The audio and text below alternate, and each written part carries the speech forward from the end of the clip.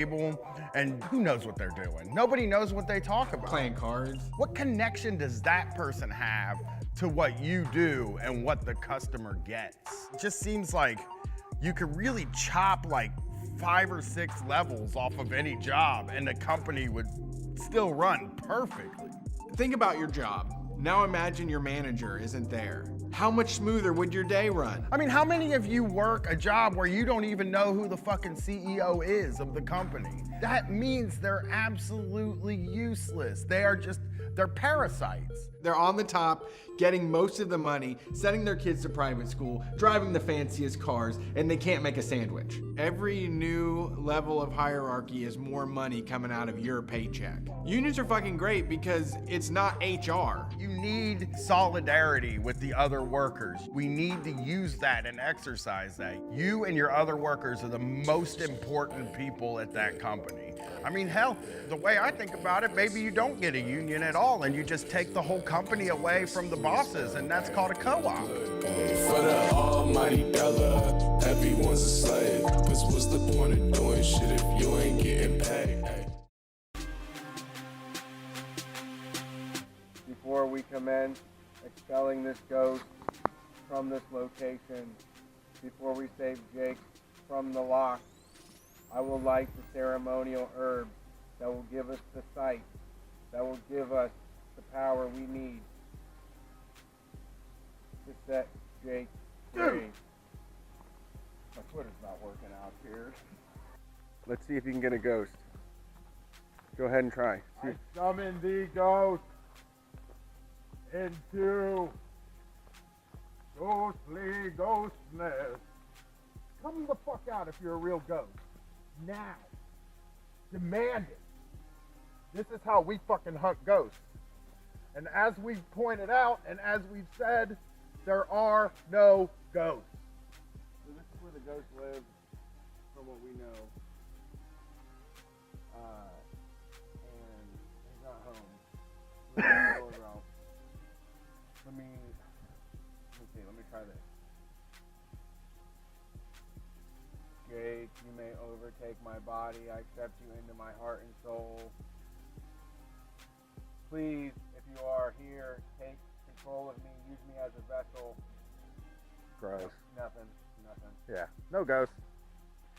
So I guess the lesson of Beaver Creek is there's no such thing as ghosts.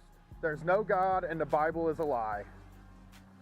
Off to Helltown to find out what the government's up to in the middle of fucking nowhere, Ohio. Hell yeah, bumping out here. Can I get some of this safety herb in my lungs, please? And thank you, are welcome here. Jake, you can't have any because they drug test. Yeah, if you go to work, man, you're gonna get drug tested. Jake, you son of a bitch! You get out here! Hey, Jake!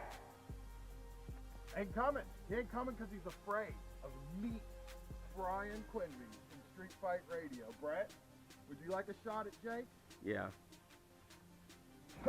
I just fell in a hole. That was Jake. That was all Jake.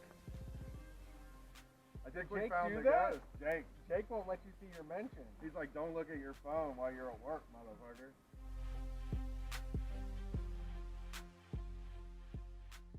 Oh my God, have you heard the news? Kids are dying of Kratom. That's not true. They're injecting it into their veins. I don't think that's happening. An ABC Action News exclusive. A mom says a popular herb killed her son. The most recent death happened in early June. Kratom, also known as metrogenine, was one of 4 drugs blamed for his death. This was like the devil's drug. It really is just a green powder that makes people feel better. Yeah, it's a leaf. It grows from the ground, you smash it up, you make a tea out of it, you throw it down the back of your throat, you eat some capsules, and you feel better, your mind's clear. And most people that use Kratom don't have access to healthcare or prescriptions or any of that regular medicine stuff. They get it from local stores or online. Let's do an example here. You're a young person. You don't understand how all this works. So let me explain this to you. When you get hurt and you're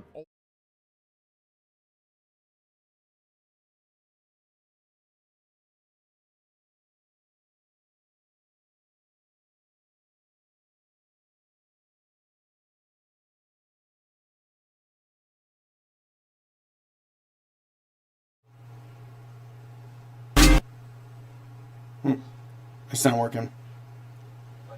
It started and then it stopped. Yeah, now it's working.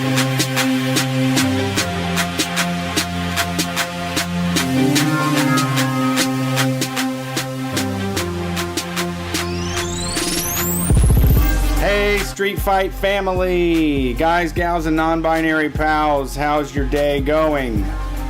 It's Sunday night. That means it's time for a street fight. That number to dial is 614-655-3887. And if you can't make it this week, we'll be here next week. If you want to get in, I'd call around 8:45 p.m. Eastern Time. We want to hear from you. We love to hear from you. And the call-in show has been a wonderful addition to the Street Fight podcast services that we offer. One of my favorite times of the week. I love to kick back and relax and hear what's going on in your world. For those of you that don't know who we are the #1 anarcho-comedy radio show on any station across the nation. We've been doing it for 9 years now. Continue to spread this mess across the U.S. the best that we can. Started on WCRS Community Radio, still there if you're in Columbus, Ohio. Check us out. If you're inside 270, WCRSFM.org also has the largest digital archive of free Street Fight shows. That's right. If you want to go listen to the oldest stuff we got, it's at WCRSFM.org, and there's a bunch of other wonderful programming happening over there. This month, we're raising money for the Prison Health News newsletter, really. I talked to Susie Subways for about a half hour about the project. Basically, they provide information to prisoners 4 times a year. Costs $1 to send each one, so every $1 you donate goes completely to the cause. There's no they're all volunteers, so if you want to help out Prison Health News, you can go donate to them directly or consider buying the newest Street Fight Radio shirt. You've got about a week left to do so. One of our favorite people, Worm, hooked us up with a design called All Connected, and it's available in kid sizes now too. And 1/3 of those profits will go towards Prison Health News. The other 2/3 will go to Street Fight Media LLC and Worm herself. So that's a cool way to show people the podcast you like and help somebody out. Thank you for being here. I say that probably 6 times during the intro, but I really mean it every single time. Brian, how's it going? Good. It's okay. Got a little headache tonight, Really? but it'll go away because I took 2 Tylenol and an ibuprofen since we only had 2 Tylenol and 1 ibuprofen. That's all you had in the house? That's what we had. Yeah, that's what we had. Oof. So I'm to take what you got to take what you can get. You know. I gotta say, I'm into the CVS Extra Care system, so I'll go buy like 4 bottles of ibuprofen to get Extra Care bucks, or a cash back. Yeah. Something like that. Yeah, I mean, I didn't know we were out because I take ibuprofen or Tylenol maybe once a year. Right. I don't take it very much. I usually just let the headache go away. Yeah. I always feel like a headache is just something that it's like dehydration. So you just drink a lot and it goes away, or you just live the whole day with it and complain about it. Yeah, that's one option. Yeah. I used to be kind of miserable about it, but I do reach for the medicine a little bit more than I used to, and I think it's a better than just kind of suffering through it. It's kind of not worth it, really. But I'm not a headache guy either. I've had friends that just get them all the time. I feel for them, but God, thank God it's not me. Yeah, I was out today, I took a shorter walk today, which probably should have taken a longer one today, since my drive home tonight is supposed to be smack in the middle of a winter storm. Oh, I had no idea. Yeah, 11 o'clock it's supposed to start raining and then start getting colder and colder and colder, which that's the classic way that we get winter weather in Columbus, because I think we're like too far south to get that tons of snow thing. Yeah. So like what happens is it rains a whole bunch and then it gets cold and then it all freezes and then it's like legit terrifying to drive. Yeah, it's black ice territory. It's I mean, like, you will drive on a sheet of black ice here a lot of times. When I was driving for Lyft, there was this night I was like, man, I'm gonna go home, and then a winter storm happened. And it was like seemed to happen out of nowhere. There was no trucks doing salt or anything like that. And I was like, wow, And then I saw those prices for lifts just go up to where it's like I'm driving people fucking home 10 minutes and making like $125 and shit. And I was Right. like, well, I think I'm just going to stay out here all night and maybe take tomorrow off or something, and stayed out till like 4:30 in the morning. But I kind of felt for the people that were like, I mean, because it's like the people that are using it is like, hey, if I'm a Lyft driver, this is my fucking car, man. I don't have to work. So there probably weren't a lot of cars out. Right. Number one. And number two, it's like... Only the most desperate. Yeah, and if you took a Lyft to get to the club, then, I mean, how do you get home? You know? Right, you're stuck.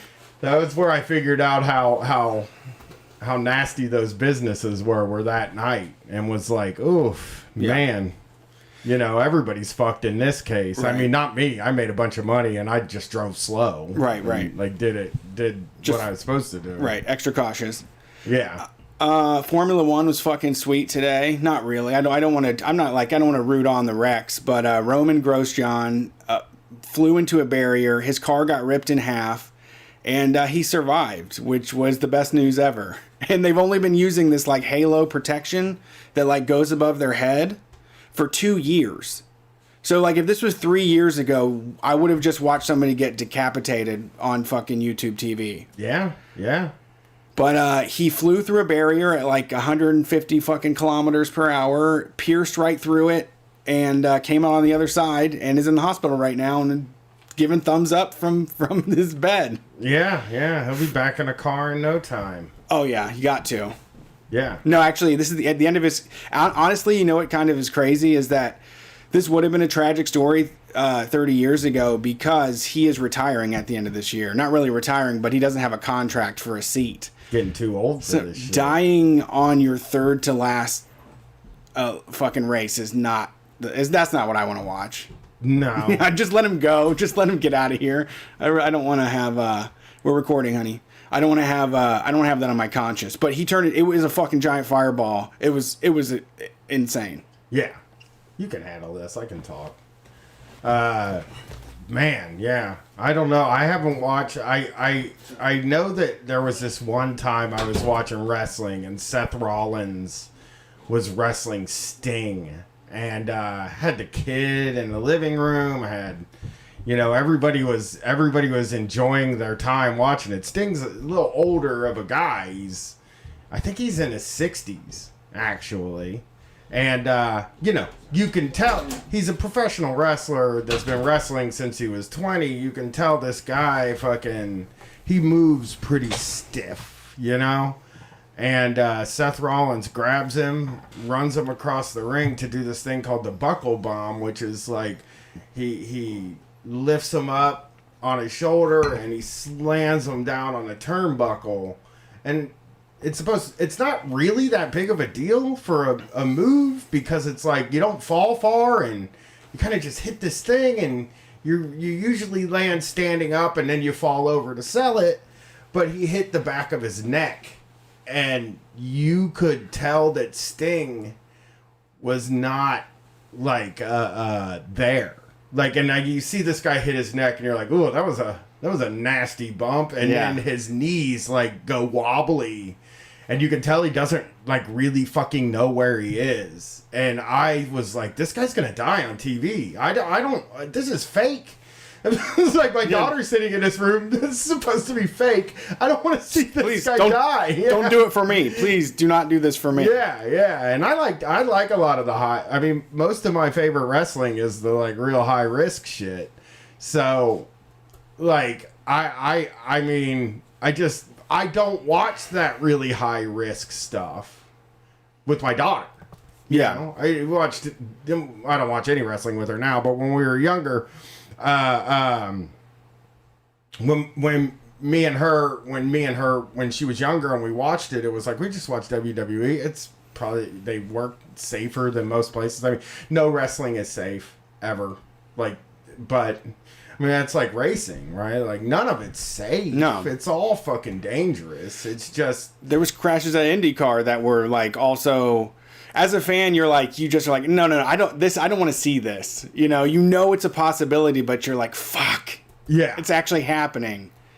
There was a huge wreck in IndyCar the same way. But even, when I was watching wrestling heavily, Rey Mysterio killed that fucking guy. Oh, in Mexico. He did kill a guy. I wasn't watching that, though. I did see it, actually, incidentally, which is stupid. That was another thing that was like, that guy had taken so many goddamn bumps on the back of his neck that, like, Rey Mysterio went to do, like, maybe one of the softest. I mean, the move's not. The move is probably harder on Rey's body than it is the guy's head. You just kind of swing in between two ropes and you hit the guy in the head and the guy falls over. But the guy had taken so many bumps that he had spinal stenosis or something like that. And when Rey hit him, and it didn't take any pressure, it wasn't an especially stiff hit or anything like that, it decapitated him. I mean, that's what sports... I mean, it sounds real callous to say, like, that's what sports are. And that's not, like, what I'm trying to say. But, like, there's an inherent risk in all sports where, like, somebody can... Like, it's not like football goes on every week and nobody can die. Nobody can be hurt. We kind of set ourselves up to believe that is impossible. It's impossible that somebody would die playing football, but it's not. There's 50-year-old men playing football too. That's what I mean. That the CTE thing is a big deal with our generation. I mean, this stuff has to evolve. I mean, Formula One didn't have any sort of head protection, and there's still some people who are like, it fucks up the spirit of the thing. It has to be an open air. You have to be an open air cockpit, Yeah. But fuck that, man. The Halo's just fine for me. Yeah, people hate. Like, I think it's this weird thing. It's that, I hate using this, but like it is that fucking thing that coming off of Shocktober I've just been hearing over and over again, but the pussification of America thing. Yeah. Where it's like these people who have never fucking done anything risky. Right. I mean, physically risky in their lives are fucking like, now we gotta wear helmets. Oh, now we gotta have halos. Now it's gotta be this. Now it's gotta be that. And it's like, I mean, yeah, I know the guys on the field are like, the guys that play the sports and stuff like that are like that too and whatever. But like the last people I want to hear is like some analyst saying. Right. Everybody's worried about getting hurt now. And it's... Yeah. Joe Biden got hurt. Cool. Today. Hairline fracture on his foot. Really? Yeah, playing with his dog. Oh, no. If I was a conspiracy guy, I would really start reading into something like that. Why? I don't know. The big conspiracy theory that I have seen is that he is never meant to make it through the first term. That this was Kamala Harris. This is a handoff we to elected Kamala. we elected her, right? You know who's saying that? Anthony Cumia is saying this. Like a lot of these guys, a lot of those conservatives are saying this. Because they're worried she's a communist. Right. I mean, great play, I think. If they had thought of it, I mean, I think that's a good idea. But I don't know if they did. I really don't think they did. No, I don't think so. I think they thought it was his turn. Yeah, they really felt that way. Like, Well, not his turn. I don't think it was his turn, though. I do think it passed his turn. Yeah, it was past his turn. Like, he went and got a turn back. He went and was like, hey, can I get that turn back? Yeah, because it's like, you start thinking about, like, turns, and you have to assume that Elizabeth Warren has a turn now. No, I don't. You don't think so? She's a loser. Stupid. I agree. Court jester. I agree, loser. Yeah. Right? I totally agree. She's the worst political instincts I've seen. Some of them. Really? Because I think that her backing off and doing her thing bought her that guaranteed run later. I mean, they're going to give her a run later. Sure. 8 years. Just like Hillary Clinton. It was like she lost to Obama. She ran a terrible campaign at that time. And then they gave her the shot. Okay. All right. Joe Biden lost 8 times. Right. And they ended up giving him the shot. I sort of feel like, yes, Elizabeth Warren isn't getting a cabinet position. Okay. I see what you're saying. But I could think see her being back pocket. she's in line to be the president. There's other people that I think are in line, but I just think the Democratic Party is like, it's just people that are in line. This is why my theory now is that it might be easier for socialists to take over the Republican Party than the Democratic Party. Okay. If you fucking think about it, now, this doesn't sound true now in 2020, but in 2016, impossible. They did not want Trump. They did not want him to be the guy, you know? And it just was sheer force. You can do, yeah. And people voting. And they were like, fine, he's the guy, and we're all going to get behind him. I mean, they are very much into, like, Tea Party. Yeah, if you'll vote for us, we're Tea Party. QAnon, we're QAnon. They'll be whatever you want to win. The Democrats are going to We just call ourselves populists instead of socialists. Yeah. The Democrats are going to rig every primary forever. They have like a list of all these people this is planned have been out. promised a spot. This is the Democratic Cinematic Universe. So I'm running as a Republican. I'm going to run for governor of Ohio as a Republican and see what happens. You know what? It's a new method, because trying to convince Democrats to be leftist doesn't work. It's not a viable thing anymore. There's no reformation happening. We got to move to like the next level. I mean, I'm saying also, if we're going to choose one of those two parties, the one that seems like they listen to what the people want, that are their base, is the Republicans. Yeah. They listen. I mean, I don't know. I don't even think after Trump now, I think I could get elected president of the United States as a Republican and do Medicare for all and, abolish the police and do all that stuff. And I would have people cheering for me still. That right now are like, we can't have that. But if I had an R next to my name, my father-in-law would be like, this guy's a fucking visionary. Yeah. He's helping working people. Finally, someone's helping working people. We never thought of this. I call it like some new kind of conservatism that is not conservative at all. I'll have to figure out what that Call is. it radical conservatism. Radical conservatism. It's really radical left stuff, but you're just calling it conservative. You're like, yeah, man, you got to do Medicare for all, because the truth is, like, you don't want these doctors gaining too much power. Free markets are, that's a pretty good idea. I'm a more radical conservative. I believe we need to plan out the markets and provide to everybody, because they're not going to provide for themselves. We're doing it, man. It's happening now. Me and Brett radical conservatives are going to be We're going to be Republicans now. We're going to run for Brett's going to run as the mayor of Columbus as a Republican. Probably not going to win that one though. I could do a Black Rifle Coffee Republican easy. I can do Black Rifle Republican. You could. Maybe you run for governor of Ohio. I run for mayor of Columbus. Okay. And then we fucking set up some shit in Columbus, like some real hedonism shit. Right, Hedonism 3. Hedonism 3 involves drugs. Columbus, Ohio. Yeah. It's happening. Hedonism 3 involves drugs. The entire county is a speakeasy. Yeah.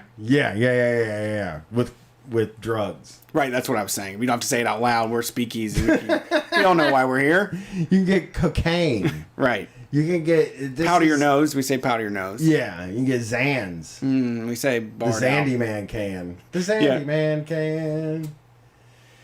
Oh, man. Yeah, I don't know. I've been going to bed early lately, and now I think Katie's disappointed in me. Later?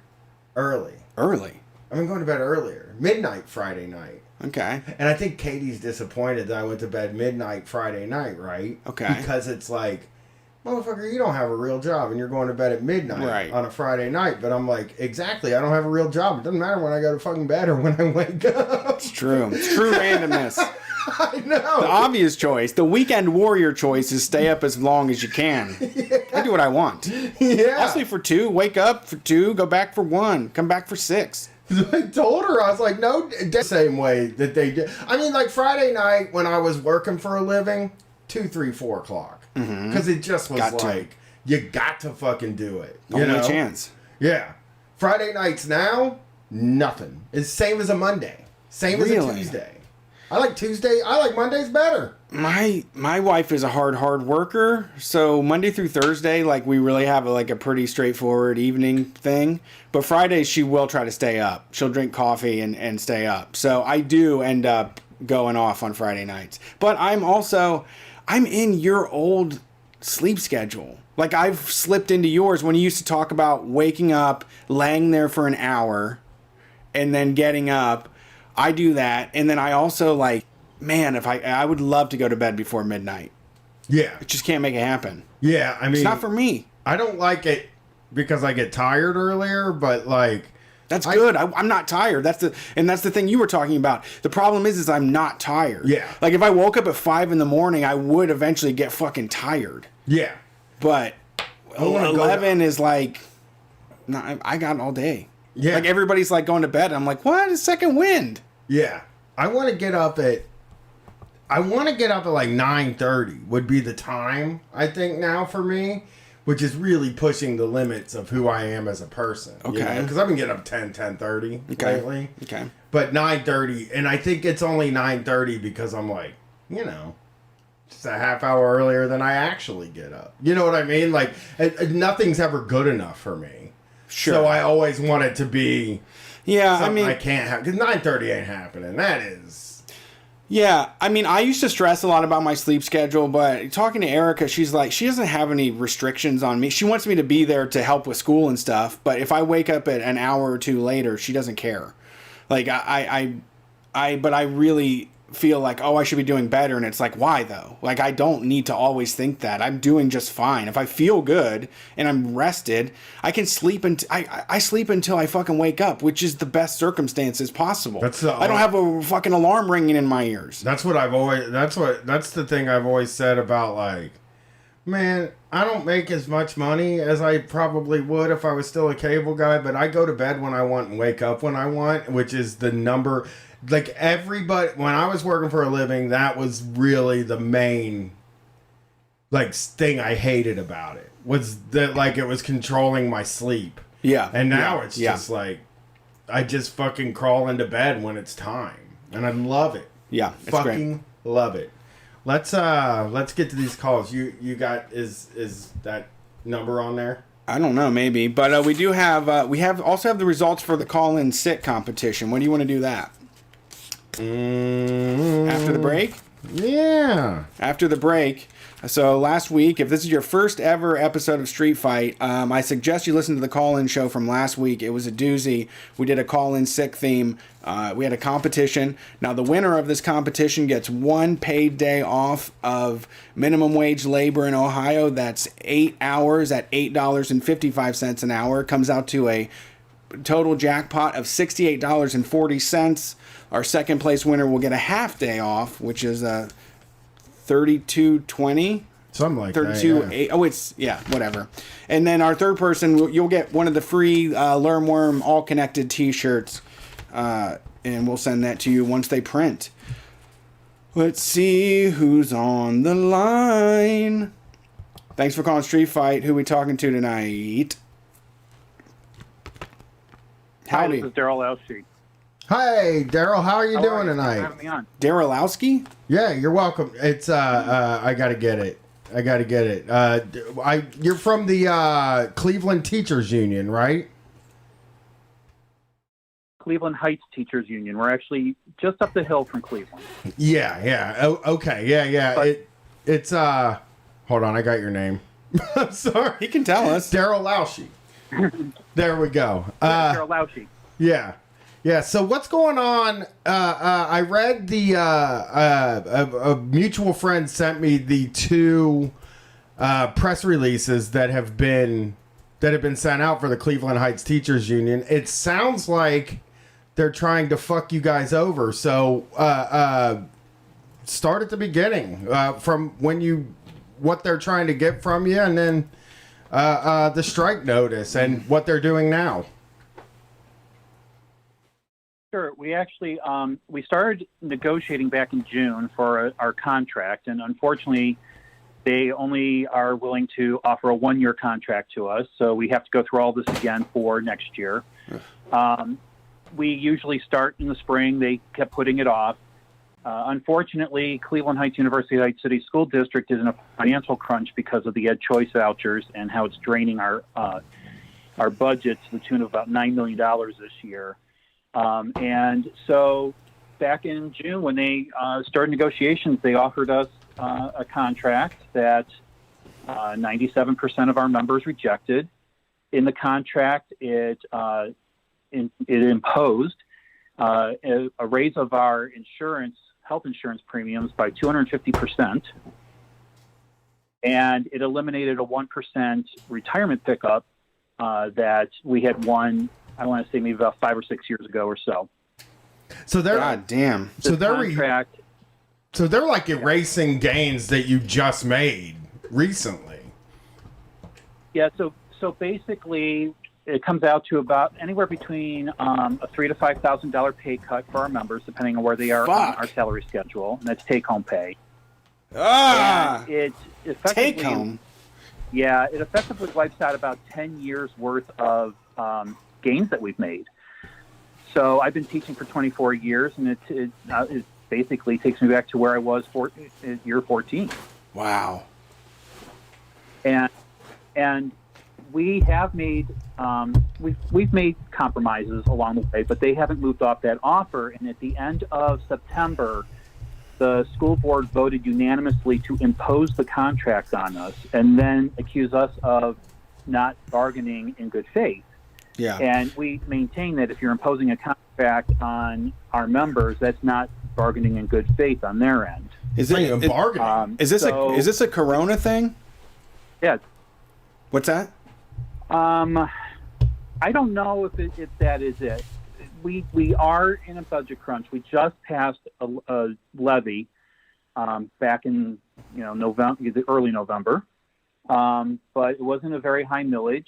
It'll just barely cover our losses from my understanding. But we're losing $9 million to these Ed Choice vouchers, which we've been lobbying against for a long time because we had predicted that this would happen to school districts, and unfortunately, Cleveland Heights University Heights is one of the hardest hit school districts when it comes to Ed vouchers draining the budget in the state of Ohio.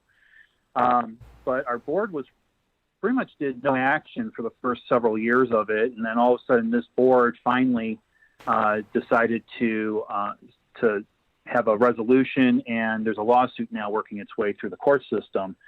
But they were so inactive on trying to address this issue with the Ed Choice vouchers that now we're in this budget issue, and they want to balance the budget on the backs of the teachers instead of reprioritizing their budget.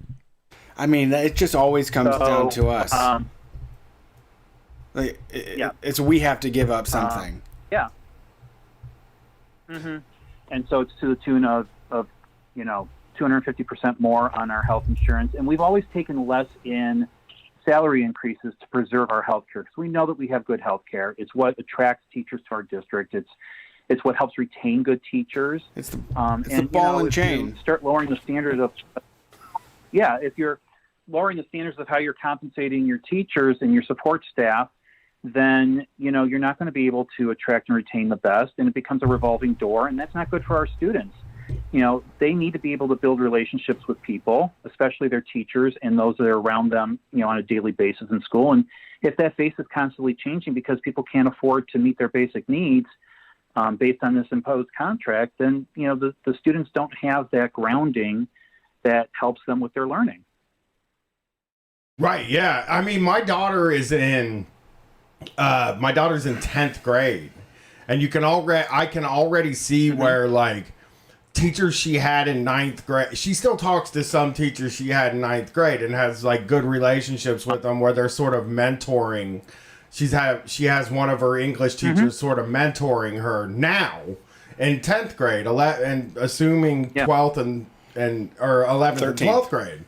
And like, if it becomes a revolving door, if it becomes a new teacher all the time, then you can't have those relationships build at all. Like, that kind of thing just doesn't happen. And I think you want to be getting the best. I would assume the parents want to be getting the best. Are you getting any pushback from the parents? Or, like, is this just the have the parents weighed in on it?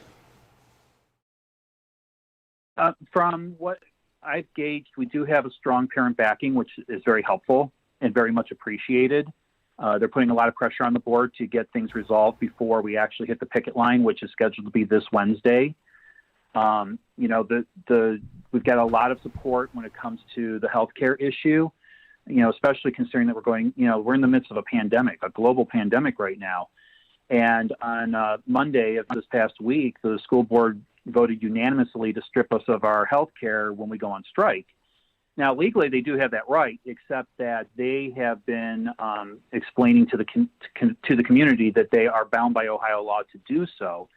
And thankfully, one of our local TV stations did a story on our situation and interviewed a labor lawyer who has no ties to either side of the bargaining table.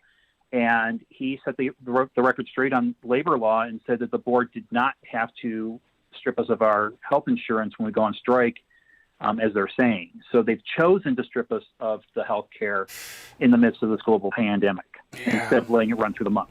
Yeah, man. It makes them good old days when you could throw a brick or some batteries at people. That used to be the old Union way. You get people in trouble, Brett. We don't want to get people in trouble here. Yeah, it's just what's necessary. We're avoiding anything like that. Yeah, we don't want anything like that happening. No. What are they doing? So we are. What is the current tactic from the school board? It's the school board. What is the current tactic that they're pulling that seems like it sets a dangerous precedent? Well, they're basing everything on the budget and how the budget needs to be balanced. They are, doing a lot of publicity or, public relations work, explaining how much we actually do pay for our health insurance, and that, they're trying to state it as being it's a sweet deal compared to the districts that are around us. But what we have found is when we look at those districts that they're comparing us to, yes, they do pay more for their health insurance, but they're also making anywhere between $6,000 and $16,000 more a year than we are on our salary schedule, because they went for the salary increases and sacrificed the health care to a certain extent. We did the opposite. So they're not really telling the community the whole picture or the true picture on that. And now, right now, they're trying to play, when we go on strike on Wednesday, they're talking about they don't have enough subs to be able to provide for the special education students in their classes. And so the students are going to go without services. So they're trying to pin all of that put that at our feet as the blame. Right. So, they're trying to pin themselves as being the victims. Yeah, and they are also withholding. They're saying that they're canceling your health care too. Yes, on day one of our strike. So we're not paid because, of course, it's a work stoppage, but we're not being paid, and they're stopping our health care as of midnight on December 2nd. So what can the listeners do or we do to help you out? I'd love if there's like a site or something, or if they could show up to the pickets. What can we do to help? That's a perfect question. Right now, because of we have in Cuyahoga County, we do have a stay-at-home advisory, so we have to rework our picket lines a little bit. We do have to limit the number of people that are on our picket lines for a particular stretch of the street and things like that. If your listeners would like to support us, we do have a solidarity fund that will be active starting Wednesday. They can follow us on Facebook, and our Facebook address or our Facebook page is the Cleveland Heights Teachers Union 795. They can also follow us on Twitter at CHTU795, and there will be an active link there where they could contribute to our Solidarity Fund. Cool. Okay, yeah, do that, listeners, please. Thanks for calling in. Thank you. I really appreciate it, and have a great evening. I hope it was painless. Have a great evening. Yeah. Yeah, I think like this kind of shit, threatening to take the healthcare away is some dirty shit. But this kind of goes back to the sports conversation though, where like the wussification of things, where like you can't just blow somebody's car up and let them know to stop doing what they're doing. You know, like everybody just asked nicely, and then your union is like bargaining away healthcare and stuff. I just, the state of them these days, it's just, we're losing so much. Well, it seems like the union is doing the right thing. It seems like the school board is the one that's, I mean, and it sucks to do this now. You know, like, that's the thing. Like, people think teachers are, like, greedy, or that the teachers' unions are greedy, and it's like, who would fucking want to go on strike now? I know. You know what exactly. I mean? Like, who Why would would choose to go on strike now? You can't even have a fucking picket line. Right. You know? Right. Like, why would they choose that? Yeah. The other thing that pisses me off too is it kind of reminds me of like I'm thinking about Christmas and gifts and stuff.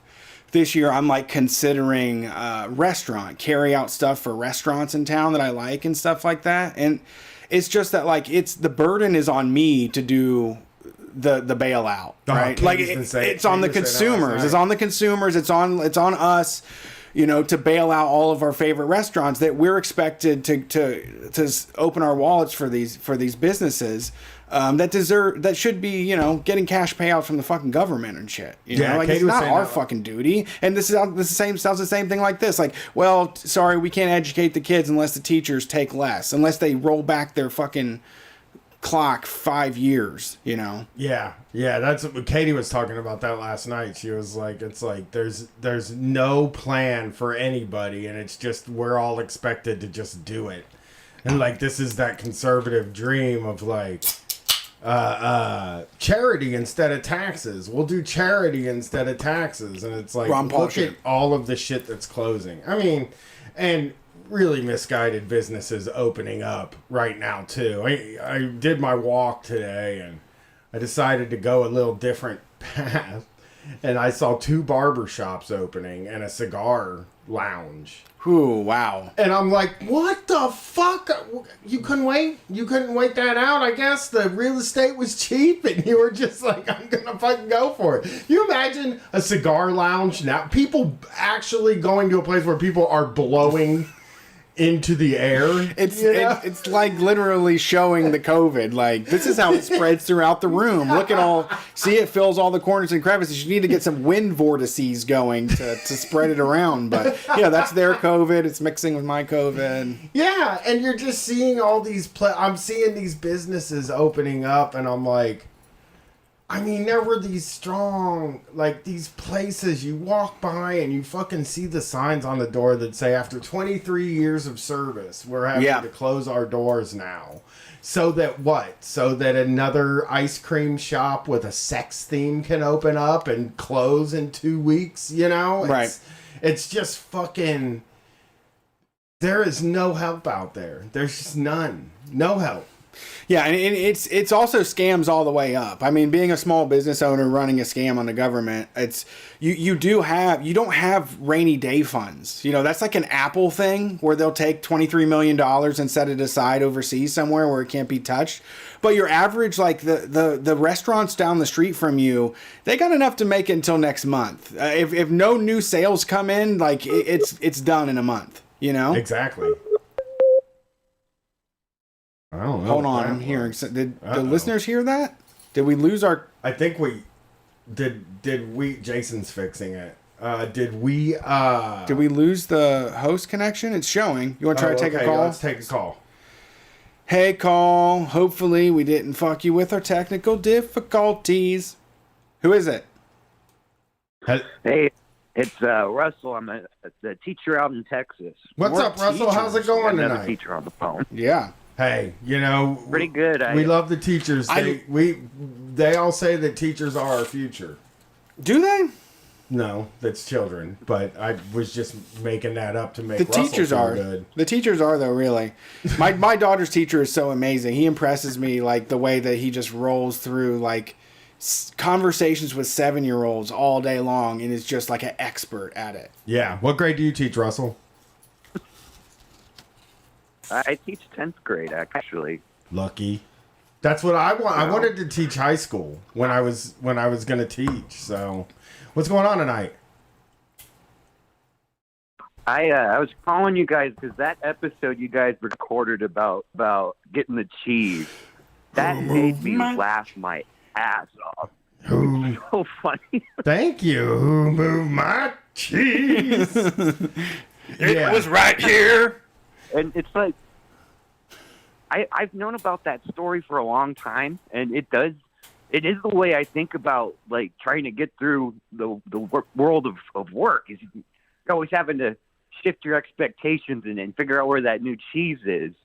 But it's also a situation where like the managers that will tell you about that story, absolute worst managers you could ever have. They're moving your cheese all the time. That's the thing. Right. It's like that story. I know that during the show I was like, you got to find out who moved the cheese. The person who moves the cheese is the man. It's not your immediate manager. It's the one above your immediate manager, if that makes sense. He moves the cheese, and then your manager's like, I don't know who moved the cheese, and you're like, who moved my cheese?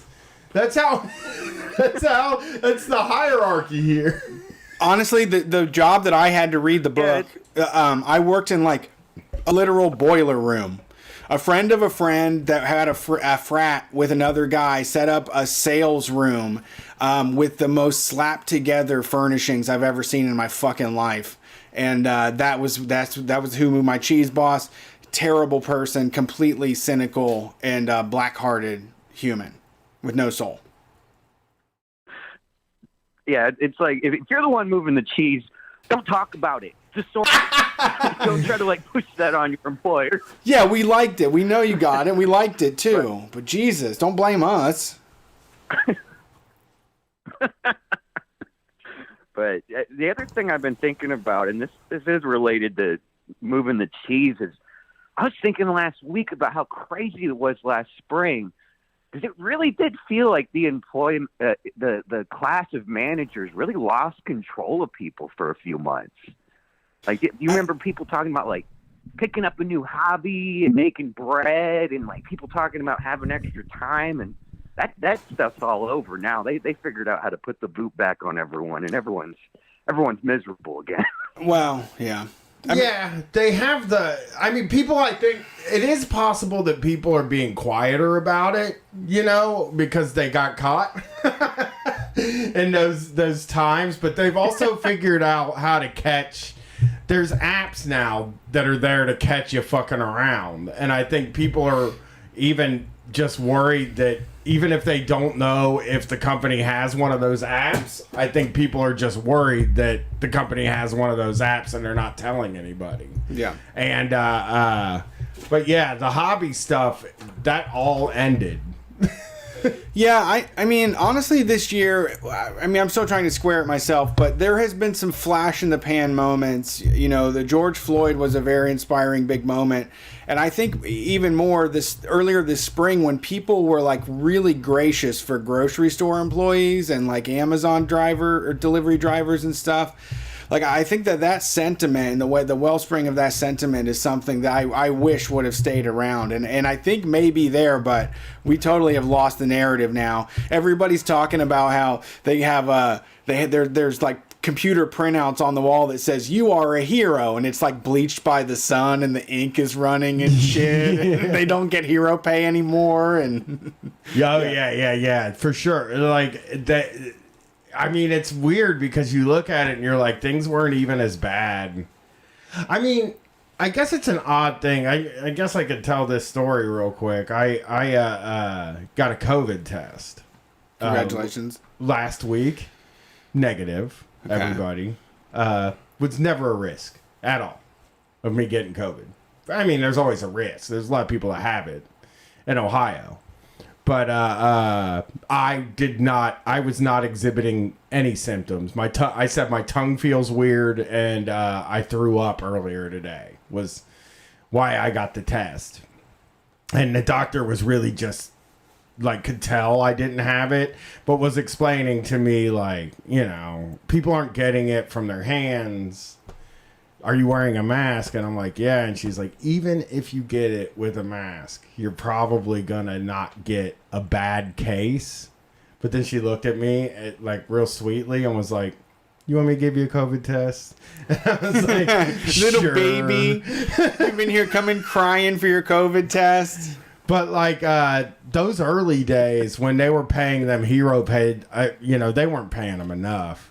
Because it was really scary. We did not know how people were getting this thing. There was fucking temporary hospitals set up in Central Park, New York on the news. Yeah, because we didn't know how people were getting it. Right. Either. It was rampant, yes. And it's crazy now, like, we know how people are getting it and they just keep doing it. We know. That Northeastern wedding killed 7 people at a retirement home. Yeah. And there's an Ohio super spreader wedding I was reading about earlier today. Yeah. Oh, can you imagine being the bride and groom of that wedding? This is why you don't do it, folks. This is why we can't punt this, as they say. We can't just say it's over. We're bored with it. It's over. Every day I see something in the news that says like, scientist says America is bordering on calamity, and it's like, calamity? When's the last time there was calamity? Right. It's been a while. God damn, why did I have to live through COVID and 9/11? Like, why did that have to happen while I was alive? Yeah. You know how many years there was nothing going on? There's always been something. How many years there was like a period where like the biggest thing that happened was Princess Diana? You know what I mean, dying? And now it's like, oh, fucking 9/11. Well, everybody also lost all their money and the economy melted down. Like, I was talking to Erica, it was like, every 10 years you lose everything and you have to, like, chisel it back together. True. It's COVID, then it's, like, the market crashing in 09, then it's Y2K in 01, then it's fucking 89 as Chrysler goes down. There's just always they always fucking destroy anything you get. The clock has been reset. You got 10 more years to try to get as much money as you can because they're gonna fucking knock you down again, no matter what it is.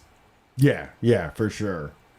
For sure. Sorry, caller. What did you call in for? Well, we were talking about how we had the world for a little while there. It's been a while. Yeah, basically. So, yeah, it was great talking to you guys, and thanks for the laughs and solidarity with all my street fight teachers tonight. Yeah. Have a good weekend. Thanks for calling, Russell. We appreciate it. Yeah, that's the thing. Later. Is like when that doctor started explaining to me how you get it, she was like, you haven't like looked into how you get it? And I was like, no, I just keep reading about the vaccine. Like I read about the vaccine and I read about the doom and gloom. Never have I decided to read about how you get it. You don't want to prepare for it? You don't want to like know how to combat it? No, I thought I knew how you got it. But you never read, but you just thought you would assume. You just assumed, or what? I thought it was touching your eyes. That's pink eye. No, touching your eyes, scratching your nose. Okay. Remember when they were saying that's what it was? That? Early on, they were saying touching your eyes, scratching your nose. That's the last time you checked on how it spreads. How you get it, yeah. I had no idea. They've done, actually, there's been a lot of words spilled, digital ink spilled, explaining how you get it. There's like whole interactive websites that will show you like people spitting on each other and like the percentages of viral load and all that stuff. Yeah, so do that. So she ends up telling me like, oh yeah, I mean, it's people breathing in the actual droplets out of the air. As soon as she said that, I was like, it's these motherfuckers at these restaurants. That's what it is. I can't. It's private parties. You think it's private parties too? Yes, it absolutely is. People that get together. The more time you spend inside with somebody, that's what happens. Like once you get past 2 hours, everybody's getting COVID. Right. Like if you have multiple households together, and you know what? That was the thing about our Thanksgiving. We had 2 households together, and it was kind of not hitting, but not really. 3 households is when there's some dynamism, you know, like that's when the party gets going. Like, so that's really what it is. Yeah, that's true. It's more fun when you get 3-4 people, 3-4 households. You gotta get 3 households. Hey, it's gonna happen again. It's like juggling, man. You just gotta keep it in the air. It's a party, right? So I keep telling Katie, it's just like we're gonna go to concerts again. We're gonna spit on each Eventually, other. We're gonna fucking have the best time. Yep. All those good times are gonna come back. We're just gonna be a year older. It's great. I mean, it's a great test. It's honestly like something that is a challenge, a worthy challenge for me. I mean, I think it's a once in a lifetime thing, and I really think that a lot of the bullshit ass depressed people about COVID would have been this way anyways. Like, people were this fucking sad and sorry and isolated back in 2019. COVID is just a worthy excuse to me. One of the things I don't like about it is that we worked more this year. Sure. I hated that. That irritated me. I thought it was fun. I mean, it was a good way to pass the time. I know. But I don't, oh my God. I gotta tell you, we took 3 weeks off last year. Uh-huh. Along with taking, getting out of town on tours and stuff like that. Yeah. We had no time off this year. There was a lot of time off. When? I mean, you can't go anywhere or do anything. So normally when you'd be going somewhere or doing something, you had it open to do whatever we wanted. True. I took 6 days off. I've been couch surfing like crazy, dude. 6 days. Yeah. I just had 6 days off, and not enough. But fucking yesterday, I was like, it's not enough. I needed 5 more days. I need 3 weeks. You're always unsatisfied. No, I burn out. You know what I mean? But I'm not. To the listeners, I'm not burnt out right now. I'm fine. I just. I talk, my job is the talking in the microphone part of this thing. You know what I mean? And I do it a lot. I do it 4 days a week usually, which is stupid, and I shouldn't be doing it. And I should have boundaries around my work and stuff like that. Yeah, people gotta make hamburgers 5 days a week. I know that. But if I don't have to, you understand what I'm saying? Like, if I don't have to talk into a mic 4 days a week, what the fuck am I doing it for if there's so much consternation in my brain about it? I don't have to. 3 times tops. Only 3 has to happen. The other ones I'm just doing because it's just like, let's just do another one. Let's just do another one. Yeah. I had an idea. Yeah, I don't know. Blabbing into a microphone comes pretty easy to me. It's the spreadsheets and the juggling funds is the problem. It's being a small business that only has enough for 30 days if something bad happens, Yeah. I want to play video games, man. Get them. I mean, you haven't played. It's been 9 months of fucking quarantine. You haven't considered video games yet? My wife is not. Like, why we watch TV together. Okay. Like, I just... So sweet. It's all togetherness with me and my family. I don't have time. Absolutely. All right, next call. Yeah. Thanks for calling Street Fight. Have a happy holidays. Don't even start, dude. What? How y'all doing? We're great. Who's this? I said, don't even start with that holiday shit. Well, it's the holidays. It's the holiday season. You have to deal with the harsh realities of... And, I'm going to tell you the truth about the holidays this year.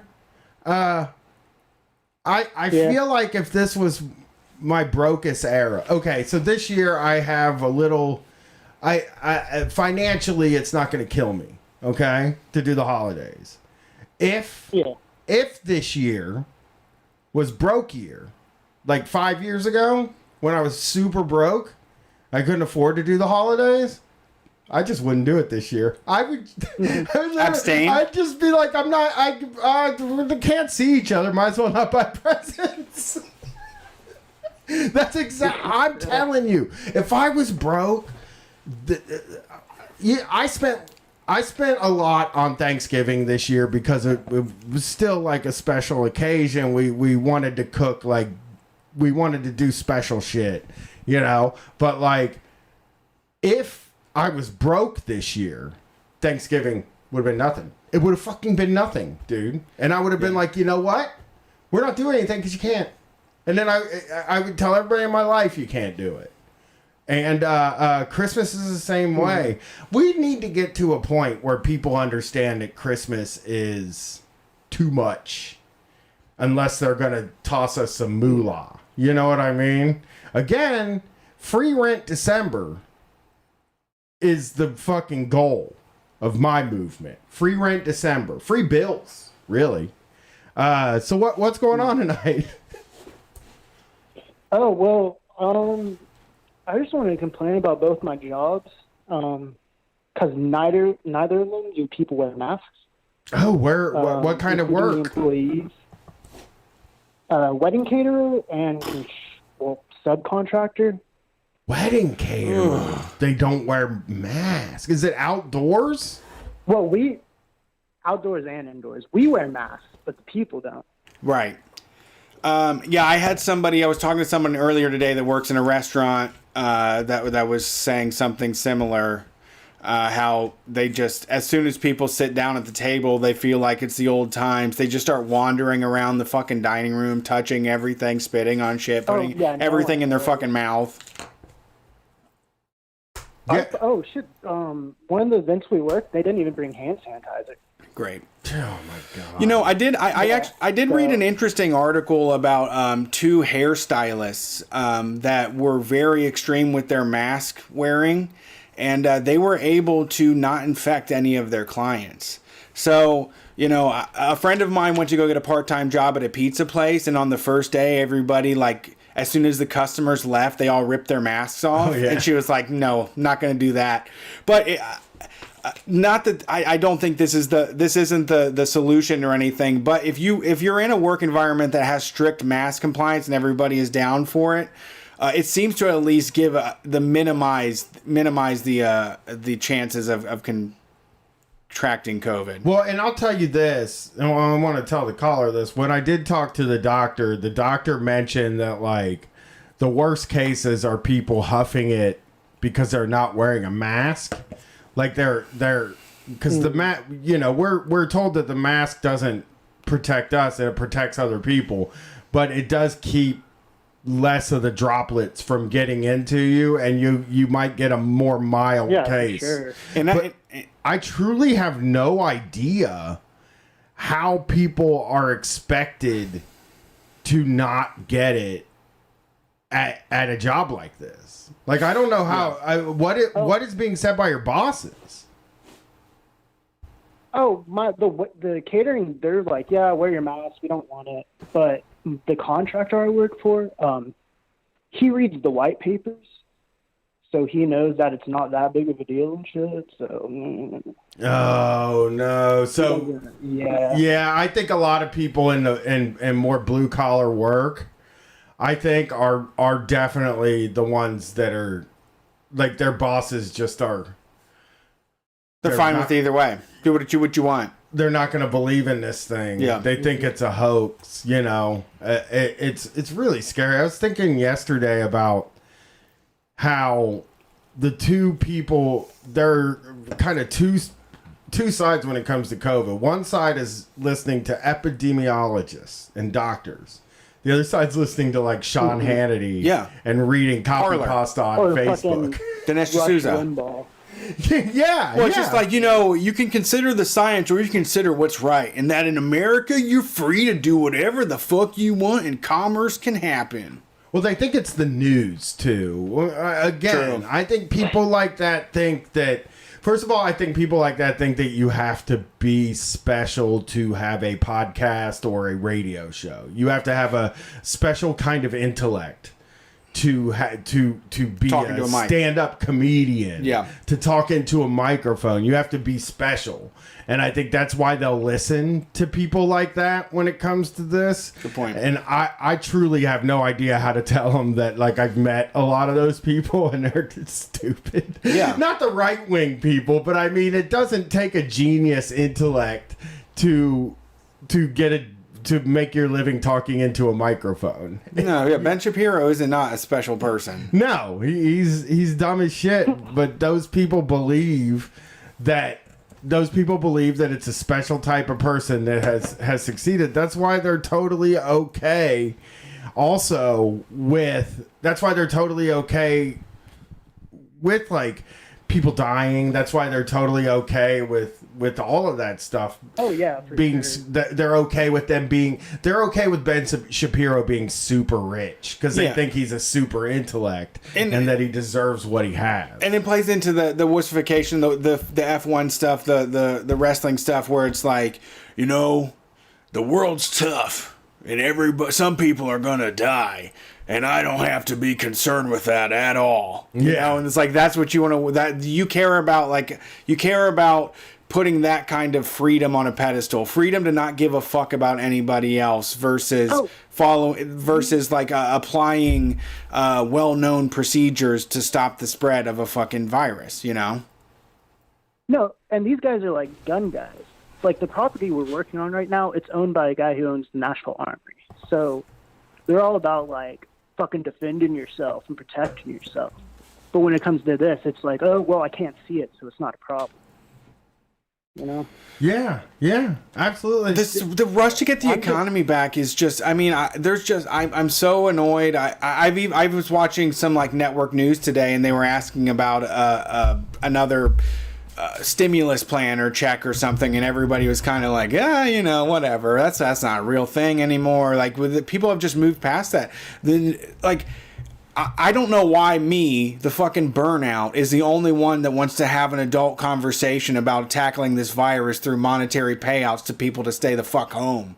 You know, like, why is dummy like me that is brave enough to talk about this out loud instead of saying like, we just got to make do. The economy's got to keep grinding people into it. You know, we just have to do that. I don't know. Yeah, and this dude, he was like talking. He was like, I don't care if people are like well paid and fed. I just don't want them eating steak. Like it's that kind of mentality. Yeah. Why? Yeah. Who cares? Like just bonkers shit. Rice and beans and shit, right? I really don't care what people eat. I wouldn't eat a steak myself, man. Snickers bars. I think poor people should be allowed to have Snickers bars and steaks. They should be able to have a steak / caramello dinner if they want to. And that should be just fine with us. Popcorn shrimp. They should be able to have. That's the big lie, right? Is that on the first of the month you see people with carts full of lobster and steak, and you're like, no, you don't. You just don't fucking see that. People don't have that kind of money. I know that when I was at my brokest, when I was at my lowest points, I would walk up, I would be like, oh, I'd like to have a steak for dinner. And I would walk up and I would pick one up and see the price and be like, well, I'm not having a steak for dinner. Yeah. That costs more than a whole meal at Burger King. It's the same person that is flying a sign on an overpass looking for money and then folds it up and goes in their BMW. Yeah, those exist. Those definitely exist. Yes. Yeah, people just think, the things that people think are I don't even know. I have no fucking idea where they go. Well, I know where they come up with the idea, but you know, makes them feel better. I mean, it's all about really ego. Yeah, worship. Yeah, it makes them also feel. I think like people who have been through some shit too, they like feel really good coming out on the other end, and because I mean, me and Brett both have people tangentially related to us who have done poorly in their life and then done better and now are on a downslide again. I'll just say my in-laws were like, they were doing well for a period of time, but now they're like on a downslide. They were doing okay and now they're on like a downslide because they can't work, they can't get a job, you know, that pays more than minimum wage. Mm-hmm. And they just feel like nobody deserves anything if they don't have it. You know, and I worked my way out, and it's like, you're back there now. Yeah. You know what I mean? You're back to square one. Yeah. But the people I deal with, they have everything they need, but they're fucking millionaires, for Christ's sake. And I don't know. I don't want to rip like on, but I just wanted to vent to it. But thanks, guys. Hey, thank you. Thanks for calling. Have a good night. Oh, yeah. Hey, and before I go, can I just tell you a little story I heard at work? Yeah. All right, so here's how this conversation went. Oh, so where do you live? Oh, White House, with all the white people. Ew. Oh yeah, it's hard to find neighborhoods like that these days. Ooh. Where? Is that at the subcontractor job, or is that at the wedding? Oh, okay, yeah. I mean, that's the kind of stuff you'll definitely hear at a place like that. Horrible people are out to get married. No, this was at the subcontractor. Oh, yeah. Which when I was roofing, anytime I did any work like that, I heard stuff like that. Right. But what are you gonna do? You know. I guess say something. But You can't really say anything. It's true. You just get fired for being trouble. Get yelled at or something. Yeah. Right. Well, thanks for calling in. Peace. All right, thank you guys. Have a good night. Oh, that sucks. All right. Take another call? I thought we were taking a break. You want to take a break? Take a break? Well, you might as well take a break. Yeah, we've got 4 people in the chat. I'm going to make sure Jason knows. In the chat? We've got 4 people in the queue. You don't tell them that. Now if we take a break, then a bunch of people will jump in. People are going to call in. We're going to have 10 people in the queue, and we're going to have to work 2 hours straight, that's crazy talk. Well, it might happen. But we are going to take a break, and we will be back. This week we have some music from Dugatron. Dugatron. Here's what they had to say. Oh, come on. Show me that sweet website. Love the show. Just started listening in May. I wanted to submit my band Dugatron's music to play on the Sunday night call-in shows. We mostly make techno. It's reloading. Jason's about to start playing it, so... Is he looking for the file? Here we go.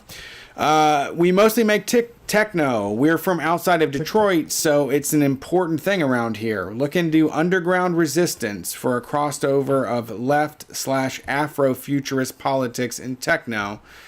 I love Detroit techno, of course. But we've released a few singles this year where we're dabbling with fusing in some rock influence that might be a fit for Street Fight.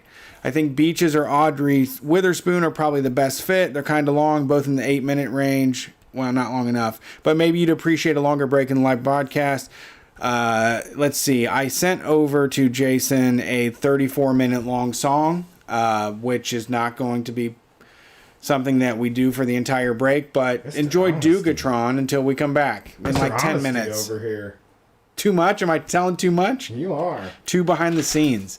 We're Street Fight Radio. After the break, we're going to give you the winners of our call-in sick competition. It's coming.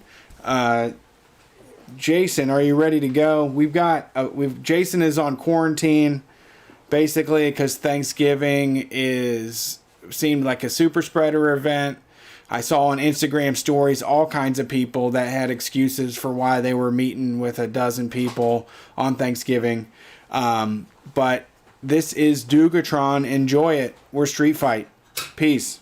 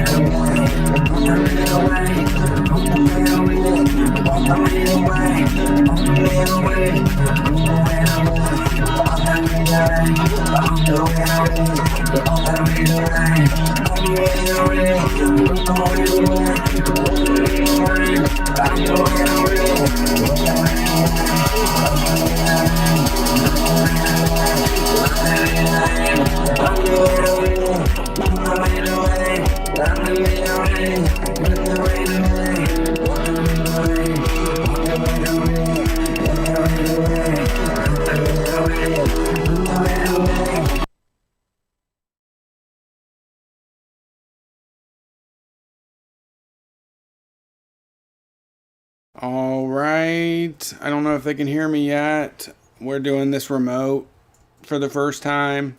All right. Welcome back to Street Fight Radio. We're back from the break. If you like that music, it's available at dugatron.bandcamp.com. They've got a lot of different mixes there if you're into that electronic shit. Straight out of Michigan. The heart of it all for that disco dance electronic style shit. So dugatron.bandcamp.com. Thanks for sending it in. If you've got music you want to send in, you can do that. Send it to us on any of the social media channels. We're Street Fight WCRS on Facebook, Twitch, Twitter, YouTube. You can also message us at streetfightradio.com or just send an email straight to streetfightradio@gmail.com. Thanks for watching and tuning in. And if you got that Amazon Prime, you know, we are a KGB crowd here. A KJB. Well, some are KGB too. But KJB crowd here. And but you know, people do have that Amazon subscription. You get a free subscription once a month on Twitch. So if you head to twitch.tv/streetfightradio, you can use your free subscription. It'll give us like $3, and that helps us out. Otherwise, spread this message across the U.S. Tell your friends, family, anybody that may be into it, and support us on Patreon.com. The only reason that we can keep this thing afloat and not try to sell you mattresses or underwear is we get support from the listeners. So Patreon.com/StreetFightRadio, you can get access to all of our zines, audio and video files. You ready to do this? Yeah, actually, got to announce the winners. We do have to announce the winner, but I wanted to say one thing, talking about Christmas a little bit. I also very much into the Christmas spirit, but this year I am definitely tempered my excitement. I know it's a fucked up Christmas for a lot of people, you know? For me, it is... We know. You know, I don't mind Christmas as much as I used to, because it's not like... It doesn't kill me as much as it used to, but, you know, I still want to do good presents. That's my thing. I still want to give out good presents this year. It's just, it's like now I'm ordering them already because it's like they have to get delivered. Yeah. And now I have to worry about Katie opening boxes and shit like that. It's going to be difficult. I said, don't fucking open anything. Yeah. Until I get home. So now she's not opening anything. You sent something to the house for her to do work. She didn't open it. Right. I was like, well, you can open that. Yeah. You know who that was for. Yeah. I bought some toys from... I did some garage sale shopping this year. I picked up some stuff at garage sales and Facebook Marketplace. I am trying to spend my money in a place that people need it, you know? Like, there's people who are selling their fucking shit on Facebook because they need the money, you know? Yeah. I'm just trying. I'm like, you know, both of us have wives that have birthdays right before Christmas, so I'm dealing with like trying to figure out how to make. Oh, that's something. I should have said this off the air, but her birthday's on a Sunday, so okay, we're gonna have to apologize to the listeners that Sunday. But December 12th, 13th. Yeah. But no show the 13th. No show on the 13th. But yeah, I'm trying to get her like the good shit, you know? And she asked once again, you know, I first of all on Thanksgiving started getting shit for my Christmas list from my kid. Really? Oh, what do you want that for? What do you want a knife for? I don't know, because I want a knife. Why wouldn't I want a knife? Most people are also surprised by my Christmas list because I'm very childish. I'm like, I want magic tricks. I want video games. They're like, well, don't you want like an electric, or don't you want like a leaf blower for outside? And I'm like, no, because I'm going to buy that. I go to the damn store and I buy $20 light bulbs because they're the right light bulb to buy. But I really wanted to spend that $20 on like fucking magic cards. That's one of the things I said that's on my list this year is an Apple Watch, but with is an Apple Watch, but with a metal band, right? Because I just no rubber band for me. Okay, sure. There's plenty of bands. There's a whole band market. Yeah, and my kid is like, "Why do you even want that? Why does that matter to you?" And I'm like, "I don't know, because I wouldn't buy it for myself." And I decided that doesn't in a weird way. Yeah, there's so many useless things that you want. I don't think that one is it. I know. That's like a productivity device. I said, in a weird way, I have this thing in my head, right? That is like adult men wear watches. Sure. And I know this is toxic masculinity. This is all that stuff. I fully understand it. But when I was a kid, I didn't wear a watch. I wore a Swatch for a little while, of course. And, you know, I've always been a stylish gentleman. But like, I remember how adults would put their watches on, and they would you would always see, like, whenever you saw a dad's hand reach into something in a movie, they were wearing like a clunky watch. All the arm hair was ripped off around there when they took it off. Yeah, and I said, I want a watch. But I feel like that's it's like less practical to get a watch that just tells time now when there's a watch that does a lot more. So I was just like, I want one. I don't know why I want one.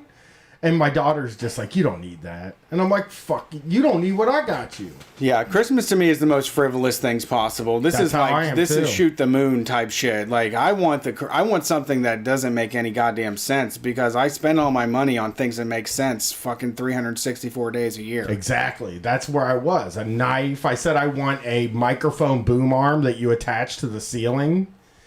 Katie's like, why do you want that? And I'm like, I don't fucking know. We can buy that.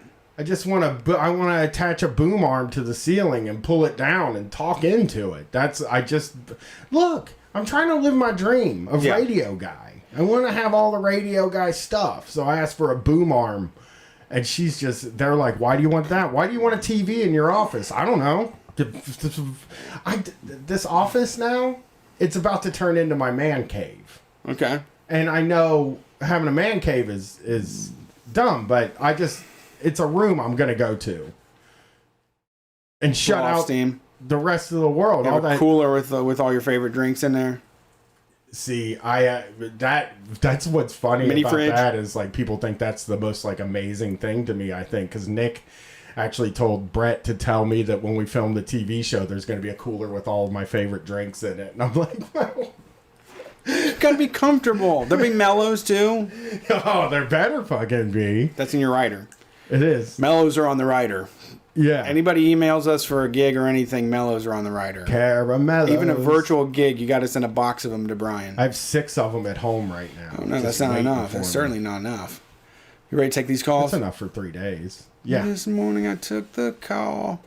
Thanks for calling Street Fight. Who are we talking to tonight? Hey, it's Kiara the Dominatrix.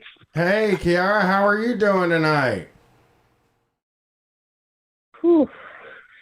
I am scattered. You're scattered? There's so much going on right now. I'm scattered all the time, so I know the feeling. There is a lot going on. What? You prepping for Cyber Monday? Is that? No. I kind of am. I was in a... Yeah? Yeah. Whenever I hear cyber, I just think cyber sex. The only cybering I ever did was sex. Yeah. Well, I want an all-white tracksuit. Okay. White on white, you know? Uh-huh. And everything on Adidas.com is 30% off tomorrow. Okay. But they don't have an all-white tracksuit, so I'm not going to get it. Okay. You know, I'm not. That's another thing I asked for Christmas that I got heat for. Why do you want an all-white tracksuit? I don't know, because it looks fabulous. Like, yeah, it's very... If I'm going to wear a tracksuit, I want it to look fabulous. Also, a fucking dirty ass tracksuit is kind of a good look too, like a completely filthy one. Yeah, that's you've lived. Just the Kratom stains on it alone are going to be amazing. I tried Kratom for the first time since last we talked. How's 'Cause that? I got a kidney stone for the first time. Oh, those are rough. I didn't feel the pain of kidney stone, so I think it went well. You said the Thanks for kratom recommending it. the kratom helped with the pain. Yeah, and it didn't make me feel like completely stupid and almost hallucinatory like Tylenol 4s do. I'm real lightweight when it comes to opiates like that. Yeah, I had to get my wisdom teeth pulled out a few years back, and they gave me like 6 fucking pills to last 2 weeks until the surgery, and it was kratom that helped me to the actual date. Yeah, they don't want to give you the real stuff anymore. That they handed out too much of it, and now they're like, oh, now we can't hand it out no more. Right.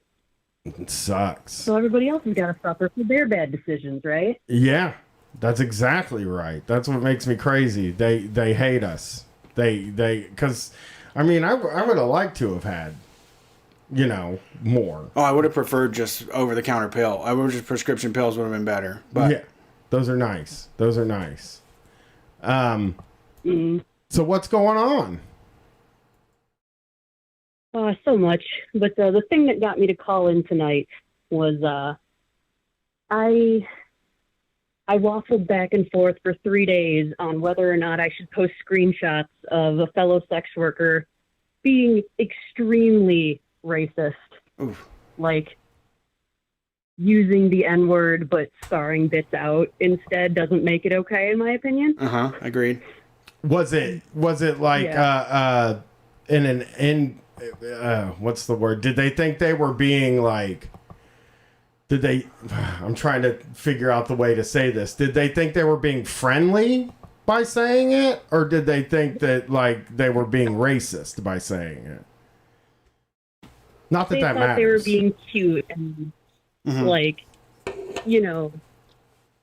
they have this whole tirade. I posted 20 tweets. You know how you can do a tweet thread? Mm-hmm.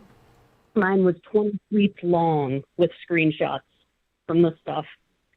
Really? Just like, yeah.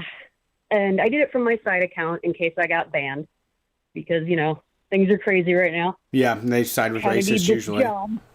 You could get banned for bullying. Right. For bullying And, racists. It has exploded.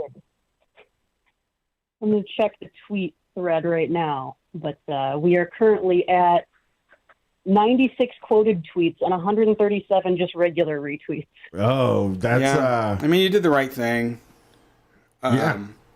The cancel culture is a concept. It's a word, but they're going to get ran through the mud, and then they'll find something else to do later. They're not going to lose their lives or go to fucking jail over it. They're going to hopefully learn something and stop doing it. Probably not gonna lose anything, to tell you the truth. Like, I mean, I don't know. They got like 145,000 followers. Wow. And I was just like flabbergasted. How does something like that work in that community? Like, in that community, how is that kind of thing received? Really well. I don't know if you're familiar with Alana Evans. I am not. No. She's a big time porn actress, and she's president of the APAG union, which is a porn actors union. Gonna open up super big. a private tab real quick. Go ahead. Yeah, and she's got 532,000 followers, and she jumped in and she was like, "Forget those racists. I'll promote you for being a good person and outing them." Yeah. So that felt good. That felt vindicating. Are people like So are people like mad at you about it? Some, I mean, obviously the ones that I, quoted or posted the screenshots of are.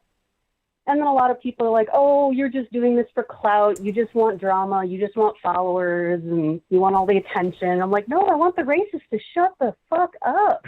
Yeah. Yeah. I mean, I used to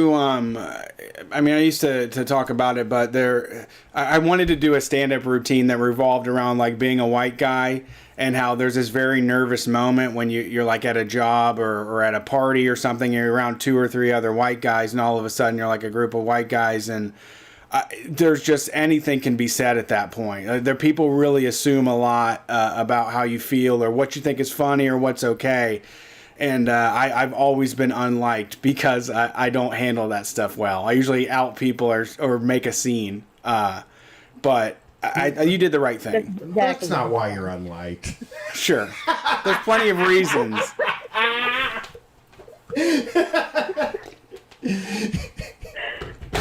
Brett does not fuck around though. He definitely doesn't fuck around. He will let people know when they've crossed the line.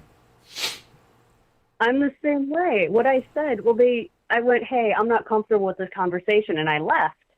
And the girl who was being racist then was like, oh, well, if people are leaving, then they don't get any help from me. And she left the group because the group was for promoting each other. Yeah.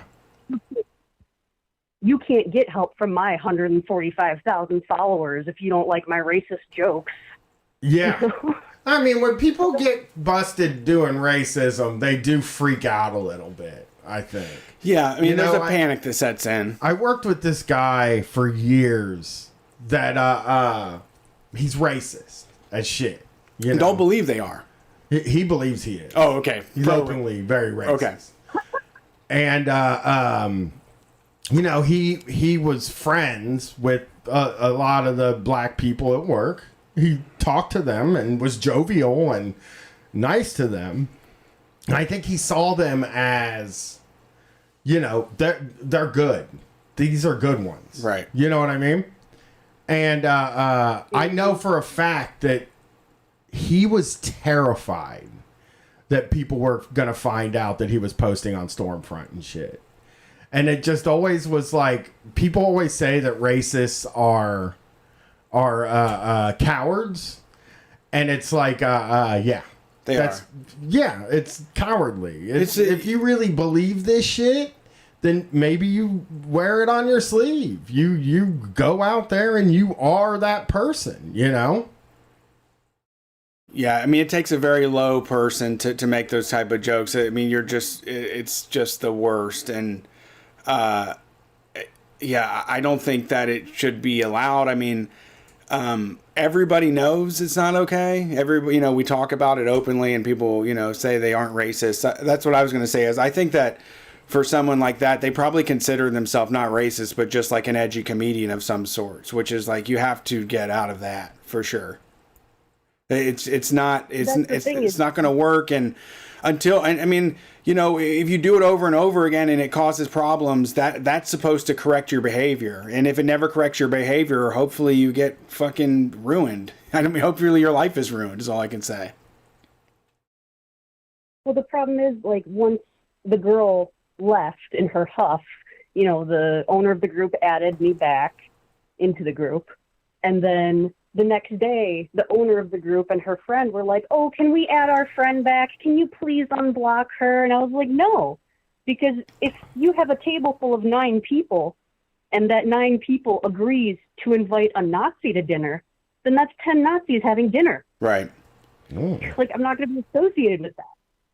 Yeah, I mean, they blocked me for calling them Nazis. Well, I mean, I mean, polite society is how this stuff proliferates. This is absolutely what is happening on all kinds of white people's decks all the fucking time. Is someone says something crazy, and 2/3 of the crowd just wants everyone to get along again, and they're not really concerned that their friend is spreading hate or you know, using racism for jokes. Right, but you know, like George Floyd deserved it and everything is what she was saying, and I I cannot with that. Yeah, it was bad. Like, I can link it in the chat. I don't want to trigger anybody, but it's serious. Yeah, I mean, from my personal experience, just the feeling of not doing anything will eat you up, and it's going to wake you up in the middle of the night for the rest of your life. And You know, if you don't think about it, if you don't weigh the feelings of everybody else and you follow what's right, you follow what's true, you do the right thing, you'll come out on the other side, and it may be messy or ugly or not something you wanted to deal with, but you did what was right at the end of the day. You have a firm foundation to stand on, that you can start building things back at the end of it. You have a firm place that you're standing from, an ethical position that people can orient themselves around it. The cowards can shy away from you or whatever it may be, but you also earn the respect of a lot more people. For sure. Beautiful. Well, That's Kiara, all I wanted to bitch about. I mean, well, thanks for calling in. It's good to hear from you.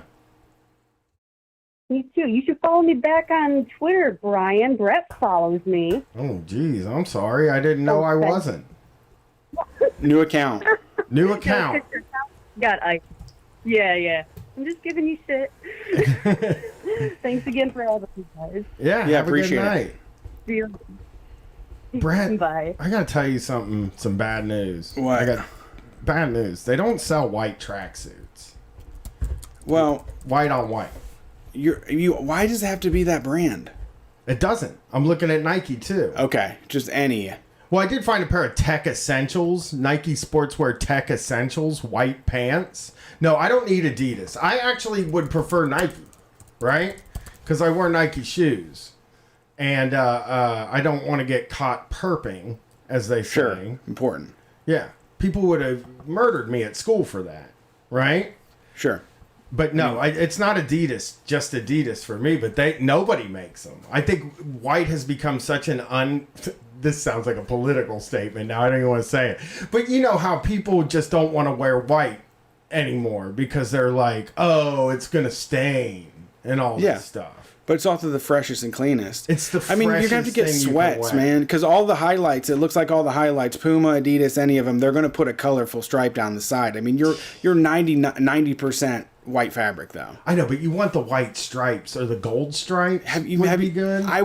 You know what? You kind of sound like my wife here. Some gradients. Have you seen this? Is this something that you've seen or just something that you would like to have? Because usually what you'd like to have isn't always available. It might be something that I would just like to have. Yeah, I would say go with what you can see. Well, now all the tracksuits I find on the Adidas website, right? I'm like, oh, dip. That's fly, right? Yeah. And I click it, it's a kid's. Right. They only make it for kids. I have a lot of kid shoes I see that I want to get in my size. Why they make the kids stuff so cool? You know, Is there like an 8X kids? Sure, if I have to. That would fit me. Buy a kid size that's like 10X. Right. And then I can put them on. I want a velour one. That's what I'm going for. Purple velour tracksuit is where... that's going to be my leisure wear this You want to look like a Crown Royal bag. Yep, exactly. I like it, dude. The velvety... That's what I'm going for. I have one picked out, but it's a Christmas list thing. If you want to follow along with Dominic Chiara, she's at Twitter at HypnoFemdom. She'll take your money and make you feel bad about it. So get on there. Feel bad about it. And now this suit Shameful. I found that I want is $300 fucking dollars. Sounds like you. All right. Thanks for calling Street Fight. Who are we talking to tonight? Hello? Howdy. Hello, who's this? Allah salam. This is Zuleika. I'm sorry, what was that? Zuleika. Oh, what's up, Eureka? Zuleika. Okay. We're having I'm sorry, it's kind of low, the connection. Valeka? What's going on tonight? Let me switch off a speaker. Hold on. I gotta yes, that might be it. That might be it, though. But I like to be on speaker when I'm waiting on hold anyway, so I know the feeling, you know? Yes, okay. I'm back. The house. Yes, I hate holding a phone up to my ear. I do too. And like if you have like earbuds, you know, they like can sometimes still be very quiet, and my AirPods work 1/4 of the time. If I got a phone to my ear, I got to be walking. I'm usually pacing around the whole house for however long it takes to get it done. You sweat on the side of the glass. Yeah, that's how I am too. You hold now that phones are all glass, you like get them all wet on the side of your face. So what's going on? I'm a sweaty brown person, so it's nasty when there's a phone on my face. But anyway. Same here. I'm sweaty. Yeah, I'm actually originally from Cleveland, hence my fabulous accent. And I'm calling in because I just wanted to speak to some leftists from Ohio because good God do I miss it. Which sounds weird. Nobody misses Cleveland, but I do. Well, yeah. I mean, I lived in D.C. and Dallas. Ohio still feels like home. And, we have a lot of people that live on the coast now that say that they just want to remember staying up till 2 a.m. and having people with our accents talk shit like this. It's a warm comfort to hear people that say, ope and drink ranch dressing. Ope? Yeah. What are you trying to get by somebody? Ope? Oh, yes. You don't say ope when you try to get somebody? I do. I actually say sorry, but I don't mean... Ope. Sorry. Oh, yeah, sorry. I say sorry to everything. Yeah, you got to apologize. Vancouverites also do that. You should. Most of Ohio people apologize for existing, basically. Yeah. I mean, we should. We've done a lot, okay? We've done a lot of bad stuff. Or not bad stuff. I want to apologize for the Electoral College. I'm like, sorry. Here's a bunch of money. Sorry. Right. Yeah, I'm a big sorry person. I mean, even if I walk by a person who's panhandling and I don't have any money in my pocket, I look at them and this. I always think about how dumb this is, but I look at them, I go, oh, I'm so sorry. That's not dumb. You don't think that because it's No. They don't have money either. Is what I'm trying to... Oh, I'm so sorry.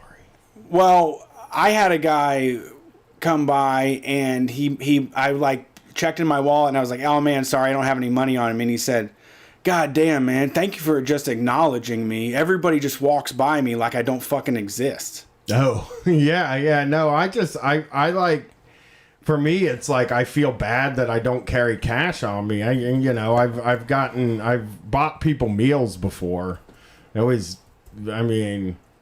But other than that, I haven't ever. I just say sorry. I always acknowledge. I'm always say I don't have anything on me. I mean, I'm not even carrying. Here's the thing: when it comes to cash, I'm not even using my card anymore. I'm just using my phone. I don't even like to go to a place that doesn't do contactless payment. Which, by the way, and I'm sorry to do this on this call. This is fucking ridiculous that they make you type in your PIN on the keypad. Fucking right. When you pay with your phone. We're trying not to do that. That's why we're doing the phone pay. Bunk. Right. It's just a little tap. But then you fucking tap. And then it's credit or debit. You still got to touch the goddamn thing. We're trying not to touch it. That's the fucking point. Contactless with an asterisk. Yeah. Every place. There are a few places that will just let you walk out of there without hitting the buttons. But pretty much every place makes you hit the buttons. And another thing about the buttons. Whoa. I'm a rant comedian now. Another thing about the buttons. They stick this shield on them.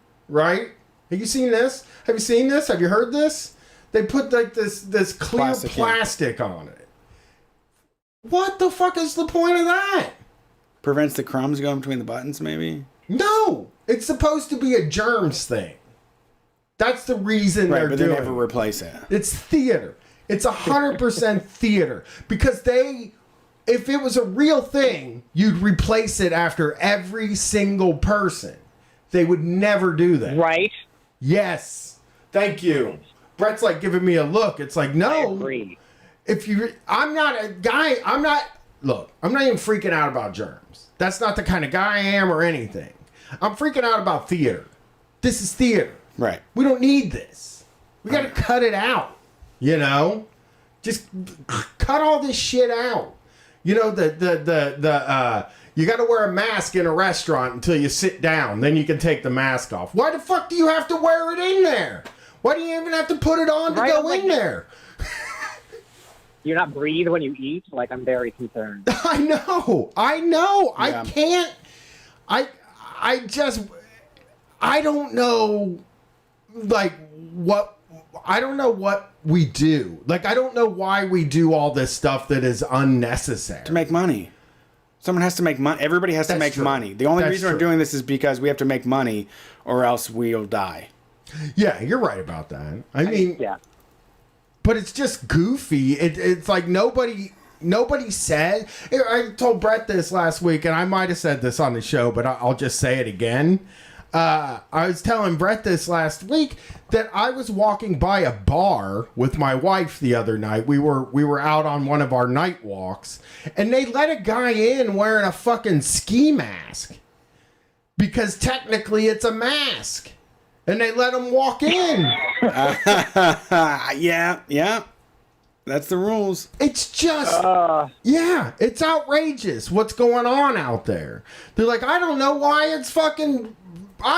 the numbers are so high. I'll fucking tell you why. Because people are eating in restaurants. Packed ass fucking restaurants. And not packed, They don't look busy.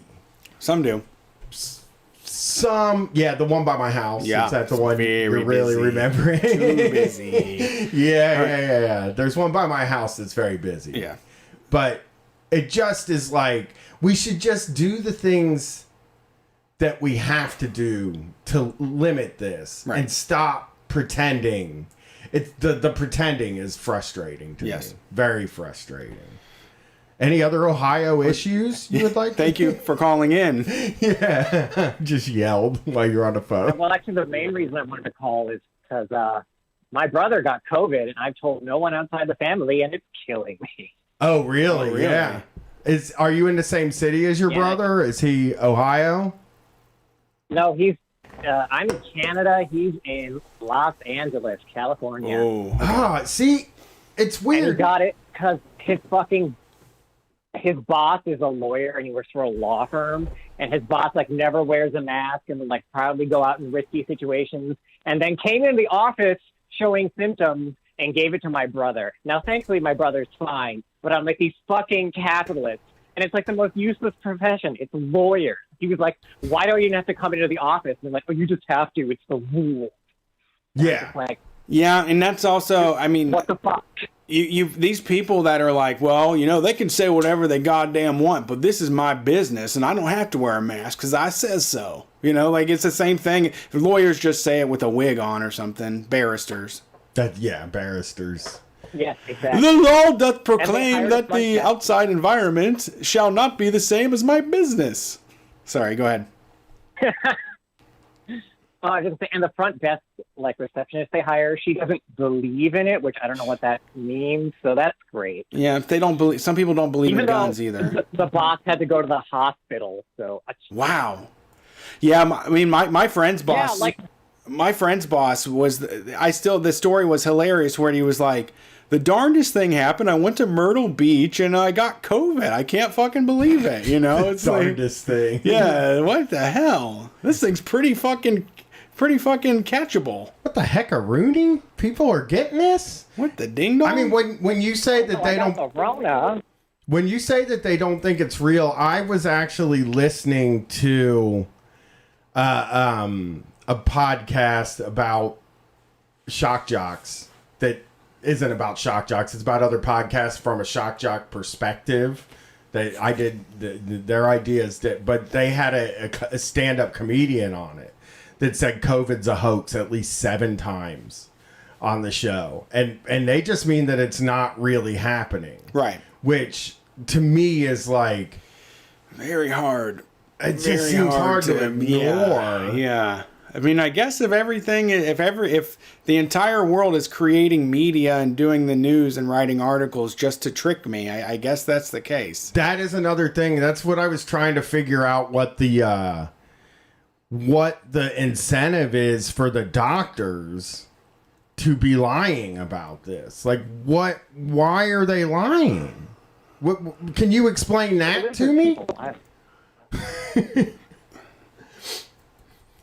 Yeah, it doesn't make any I sense. have read some bizarre ass shit.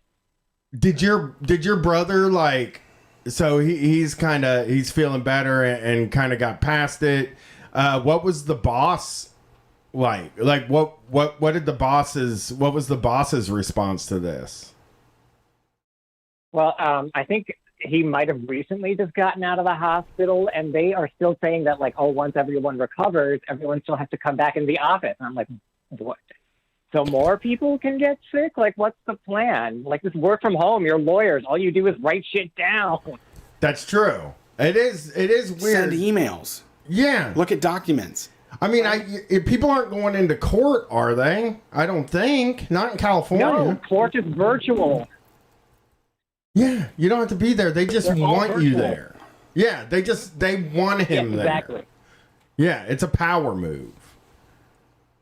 People want to feel powerful, you know? And they want to feel like it's their business. This is my business. And that I decide what you do. You work for me. And that sucks, you know? But I mean, that's what a lot of people are going through. So, this shit makes me so mad. I hope we gave you some Ohio talk. A little bit of Ohio going on there. And we scratched that itch. Yes, I'm a Northeast Ohioan, but Central Ohio will do in a pinch. Yeah, I'm yeah. kidding. I love all I like Cleveland.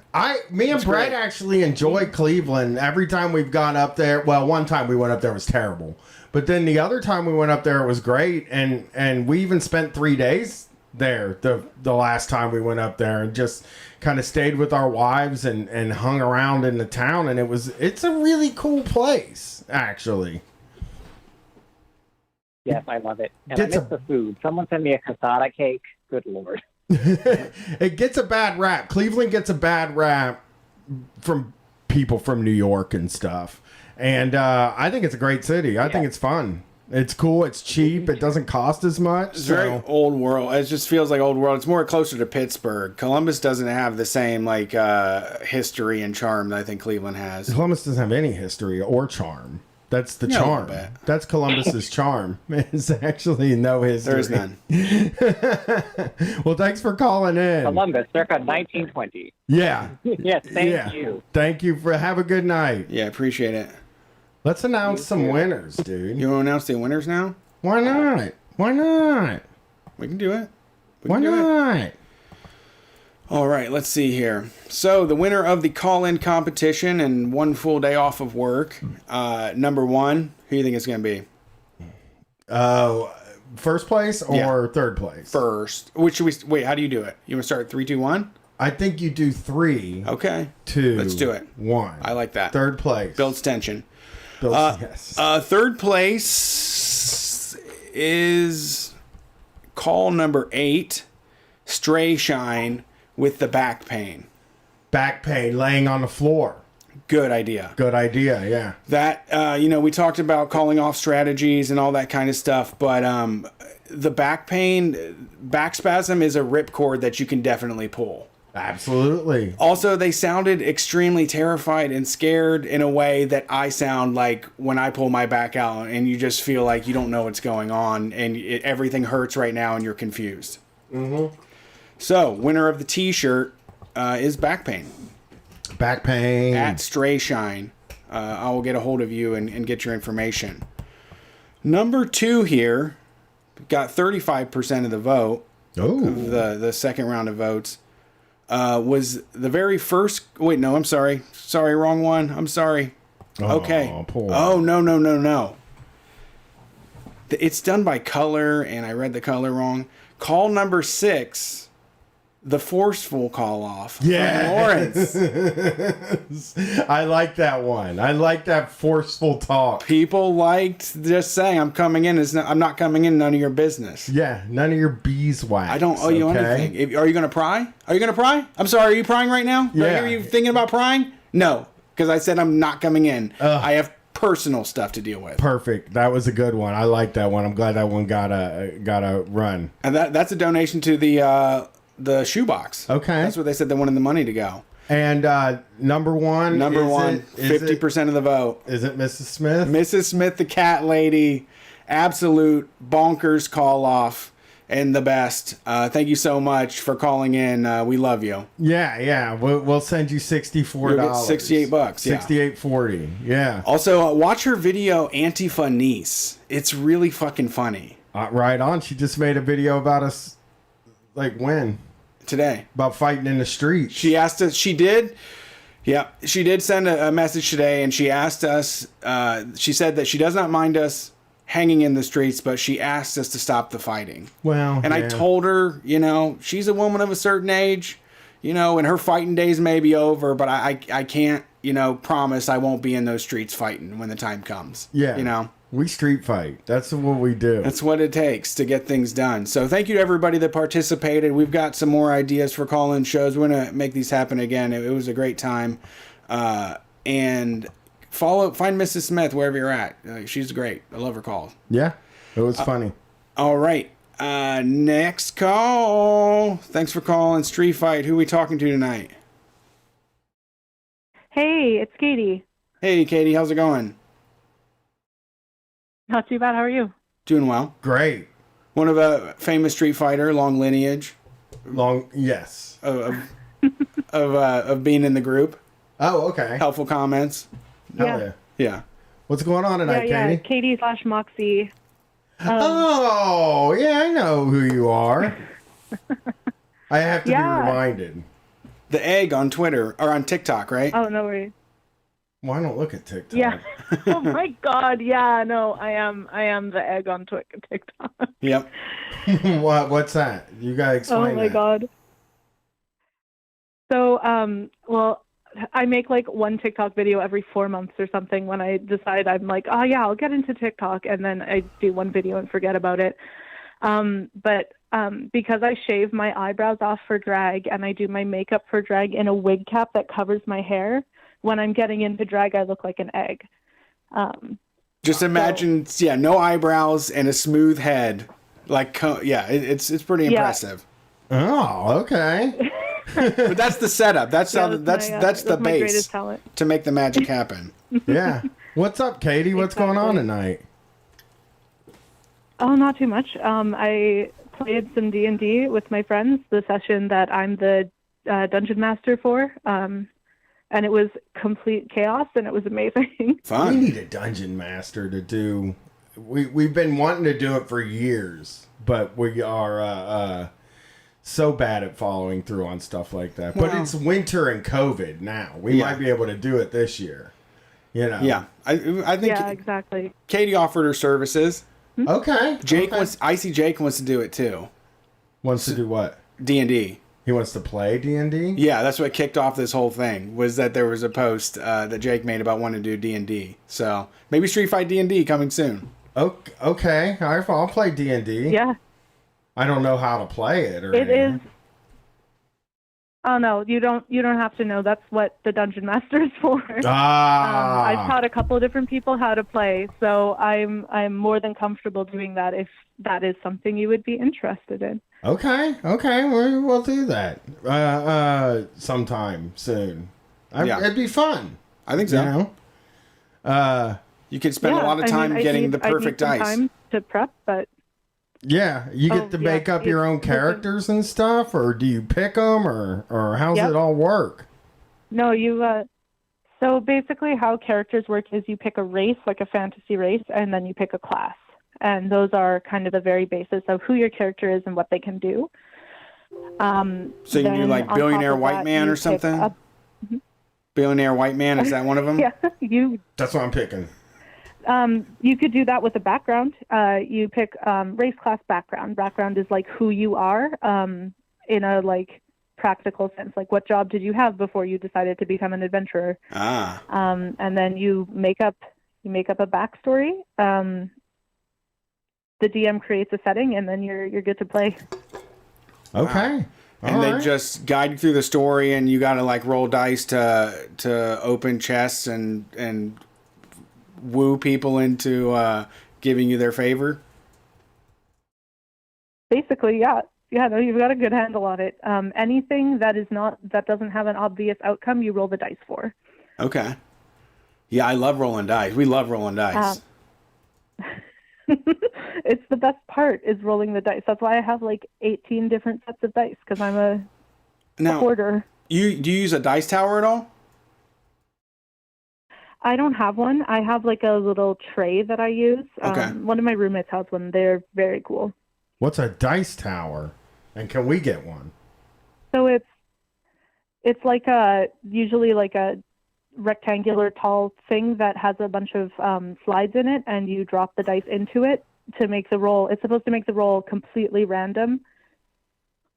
Okay. Yeah, it's basically like instead of throwing your dice on the table and chasing them when they fall off, you throw them in this tower. It knocks them back and forth in a way, and then spits them out the bottom, and you just get your numbers. Well, I mean, if we're playing, we got to get a dice tower. That's just the way it is. Oh, they're only like $18. Yeah. You can get some cheap ones. Domina Chiara says she has a friend who makes fancy engraved dice towers. Okay. Is there a dice tower that looks like a cool car or something? And can we add cars to D&D? Are there cars? Yeah, you sure can. Okay. It depends on if you want to play like a set in the past high fantasy or like an urban fantasy. You can absolutely do that. Well, that's Brian's what we not going to want. do set in the past. Yeah, I hate set. It has to be guns. I hate fantasy stuff. I've said this before. There has to be guns and cars. Oh. There are guns in like rules as written D&D. You can be a gunslinger. That is a thing you can absolutely do in the rules as they're already written if you want. I want a gun and a Cars you have badass to update car. it for. And a knife. Basically, I want to be a guy that carries a gun and a knife and a Zippo lighter and smokes cigarettes and drives a badass car. Well, you have to spend your stats on that. You're going to have to spend your stats on shooting or stabbing. Leather you jacket? have to be, Can I get a leather jacket? Can I ask this? Can I have long hair? Yeah. Okay. You can look however you want to look. If you play a changeling, you can change your appearance at will. Well, I would just keep changing my appearance to a guy with long hair, then nice hair, then more hair, then just hair, really. Okay. A lot of hair. Greased back hair. Would you have to roll for the hair changes? Is that how the changeling works? Do you have to roll to do that ability, or? Nope, it's completely at will. All right, cool. Yeah. One of the coolest things. You've got me really excited now to play, now that I can be my fantasy character of a guy with a leather jacket. Oh yeah. That's cut. Is there a cut? Did they ever make like a Highlander type tabletop RPG? That might be more of what Brian's looking for. Brick shithouse. Arnold Schwarzenegger Terminator. size. Yeah. I mean, you have a lot of options, and like literally the way I like to play D&D is very story based. So the only like limits that matter are the world's rules, like the set of rules that we agree on for our world, and then your imagination. So All right. we can find a way to work it in. So what I'm gonna let y'all know now, okay? My guy is Arnold Schwarzenegger's size. Used to be a pro wrestler before an adventurer. Yes. Long hair. Uh-huh. Like Jax. Conan. From Sons of Anarchy. Oh, like that kind of hair. That kind of face. I want to look like Jax Teller, And then I will carry a gun. And I will drive a car I'll probably drive a pickup truck. I just want to be a pickup truck guy, I think. Okay. But with the things, with those exhaust tubes up in the back, you know what I'm talking about? Like a roll coal? No, I don't want to roll coal, but they have those trucks where, like, in the back of the cabin, there's two exhaust pipes sticking out of the top. Probably that, Right. Put a clapper on the top of it. Yeah, black truck, and it's just like this guy fucking pulls up, and people are like, "Holy shit!" And then they're like, "Hey, we have a goblin problem. Can you help us?" And you're like, "Let me roll for initiative."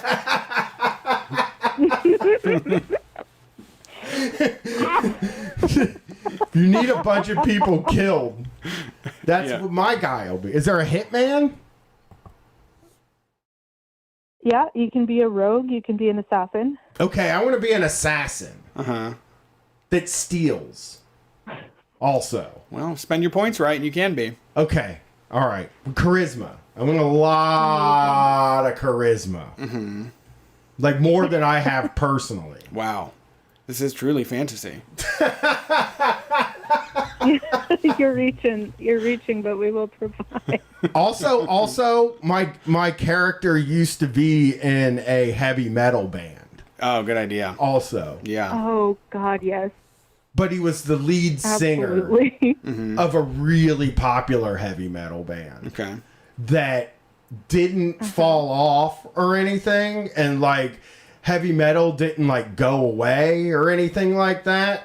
He just decided like, I'm gonna get out now while I'm on top, and everybody's begging him to make another album. Right. But he's like, no, I ain't making another fucking album. He can't peaceably make a new album when there's a dragon on the loose that needs to be slayed. Yeah, and he'll just be like, well, I said what I needed to say, sort of thing, you know, with my music. That's something I'm thinking for sure will be part of my character. Mm-hmm. See, it's really making the character is really fun to me. I think I'm going to be good at D&D, I think. Yeah, I think you would both be really good at D&D. There's not a lot of ways to be bad at it, and yeah, I don't know. I just think you would both have a lot of fun with it once you got past the rules and all that. Yeah, rules fuck me up, man. You know, I'd like to get my wife to play D&D so she can help us find all the ways to cheat. Because my wife, like, is a cheater, basically. Like, she doesn't cheat, but she always thinks she found a loophole in the rules of the game that it's always specifically forbidden because it would break the game. Right. But she's like, I think, am I allowed to do this? And you're like, no, you would never be allowed to do that. And I'd like to see her character, you know? I want to see everybody's characters, you know? Mine is also, yeah. He's kind of like Don Johnson from Harley Davidson and the Marlboro Man. Oh, I was thinking Miami Vice. No. Mm-hmm. He's handsome like that. Okay. He's handsome and rugged. Mm-hmm. And also, he can run fast. That's another thing I want my guy to be able to do. Always wanted to run fast. Well, there are ways to make that happen. Running is determined by a stat you roll. So, yeah, you can... we'll get your running speed up somehow. Also, I want to explain something when it comes to this too, Katie. I don't want to run fast to run away from a battle. I want to run fast to run into the battle. This is not a cowardly thing I'm trying to do. This is like, 100%. Oh, it looks like there's some shit going on over there, and then my truck won't be very fast. You know, pickup truck is not known for speed. So, like, I'll fucking drive it as fast as I can, stop, get out, and run as fast as I can to be in the heat of the battle, like one of our nation's brave troops. Yeah, I would like to be a minotaur that has the strength of a human man, but the stupid brain of a bull.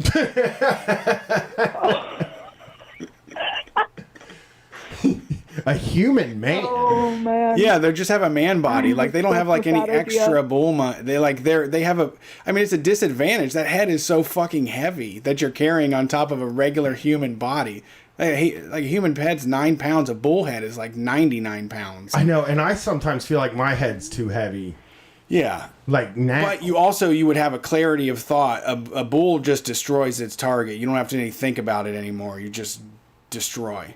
That's true. Lower that big ass head and destroy. I like these dice towers.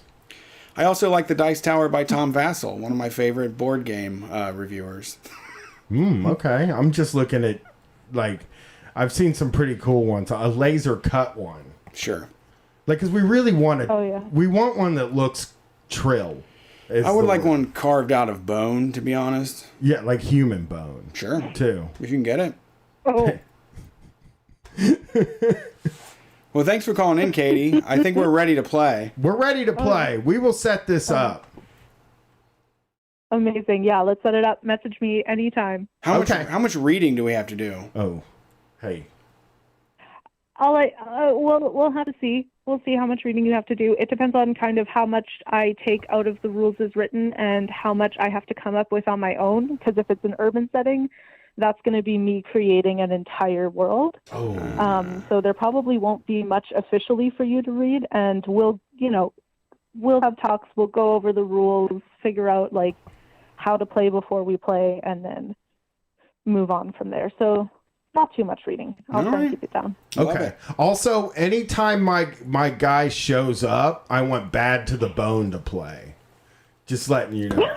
And in this world, I wrote Bad to the Bone. By the way, you quit music after writing Bad to the Bone. Yeah, I wrote because Bad you said what you had to say. Oh, this is gonna be so good. Yeah, this is gonna be so good. I quit making music. I made like some pretty classic songs. Orion by Metallica, Bad to the Bone. Whoa. Probably a few typos. Like I made them. That's in this world. That's who. It's one band. You know. Spit It Out by Wait and Bleed by Slipknot. Actually, I made. That's my. Ooh, yeah, that's a good one. Yeah. Thanks for calling in, Katie. I appreciate it. I can't wait to play. Yeah, where can people follow you along with your stuff? Yeah, tell us where to find you. I'm on Instagram and Twitter at Ms. Moxie Cotton. So that's MIZ Moxie Cotton. Moxie Cotton. I never thought of it like that. Yeah, it's one that sneaks up on you. Yeah, that's cool. Thanks for calling in, Katie. I appreciate it. All right. I think we can do that. Seems fine. Yeah, why don't we plan it for January? Yeah. After the Shock Jock Super Stream. Yes. You know. You know who else has a good Christmas song? Who? Typo Negative. Yeah. Red Water. Yes. Christmas Red Water. Morning with a U. Christmas morning. Oh, there's another one? Yeah, Red Water, but the parentheses is Christmas morning. Oh, yeah. Ding, ding, ding, ding. I'm going to make my family listen to it it's so sick. many times. My table's been set for 7? Just last year I dined with 11. Yep, that's the one. I fucking love that song. I go nuts to that Christmas song. spirit. Yeah. Thanks for calling Street Fight. Who are we talking to tonight? Hello. Hey, Howdy. Joanna from Texas. Hey, Joanna, what's going on? How's it going? Not much. Pretty good. We're going to play I'm about to fall D&D. asleep. I don't stay up this late. Oh, really? It's not that. What's it, 10 o'clock there? Yeah, it is. I'm just tired. I know. You know what? I'm tired too. I feel the same way. Yeah. It's just the way it is. You guys should play D&D. It's a lot of fun. I just started again after like playing in college, and it's fun. We have a big... And you don't have to do any reading. Yeah, we have a big stream coming up at the end of this month, and then I think the next thing we do will be D&D after that. Yeah, that'll be fun. Hell yeah. Well, what's going on, Joanna? Let's see. Well, on a personal note, I found my biological dad after like not ever knowing him since I was like a year and a half. So that's kind of been like a big life thing recently. Were you looking? Were you looking for him? Off and on throughout the last, 10, 15 years. I never found him, but I finally found him on Facebook because one of the other Street Fighters had made a post like a year ago, and I was like, I got inspired to like actually start putting more effort into it. Yeah. So, has it been, I guess, satisfying? Like, I don't know what that would be like. I wasn't super close with my mom growing up. She lived in another state. But she came back to Columbus when I was 18, and we do okay, Yeah. It's been good. I think it's gone really well. He's very happy and very excited, and I'm his only child. And he turned his life around in his like mid-20s. And yeah, no, it's been going well. So I think it's good. It's beautiful. So hopefully it keeps going well and get to know each other. And I guess that's just how things go with parents sometimes, I guess. Yeah. Get to know each other. But you also got to kind of keep an arm's length, because he's like a biological contributor to your life, but not like a parent in any way. You just treat him like a friend. That's how I treat my mom. Yeah.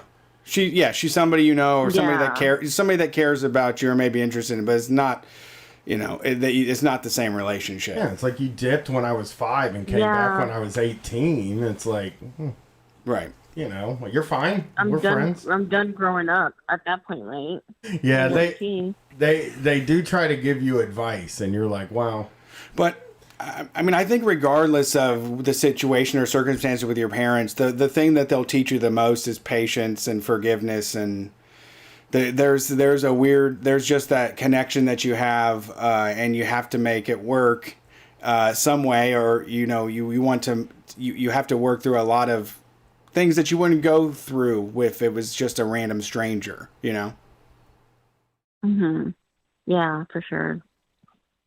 But yeah, that's going on. So, that's going.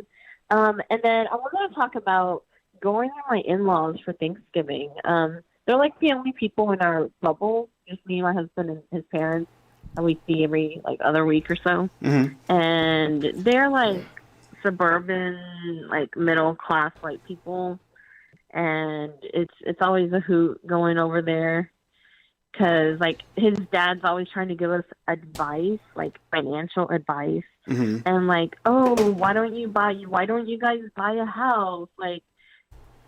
And, why don't you just save up money for it? And, these are the people that, put $2,000 down for a house. Right. Oh. And their house has gone up in value by $100,000 over the last 15 years. Right. And I'm like, there's no houses in nice neighborhoods for $140,000. And there's no way in hell they would even look at your application if you put $2,000 down. Yeah, things have changed quite a bit. Things have changed quite a bit since the fucking early 2000s. There's... Yes, a lot.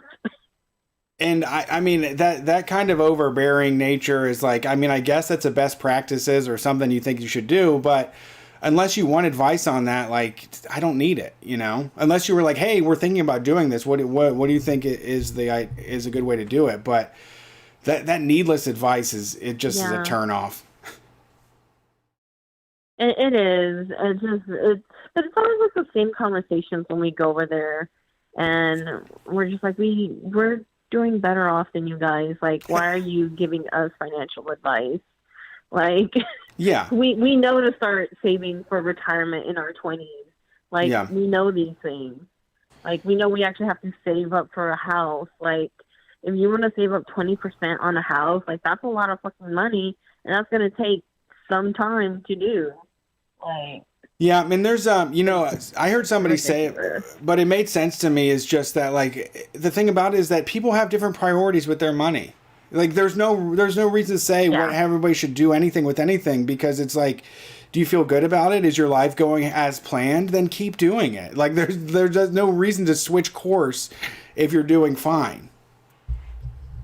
Yeah, but yeah, it's just they don't get how the economy works now, because I feel when you get to a certain age sometimes, and you make a certain amount of money,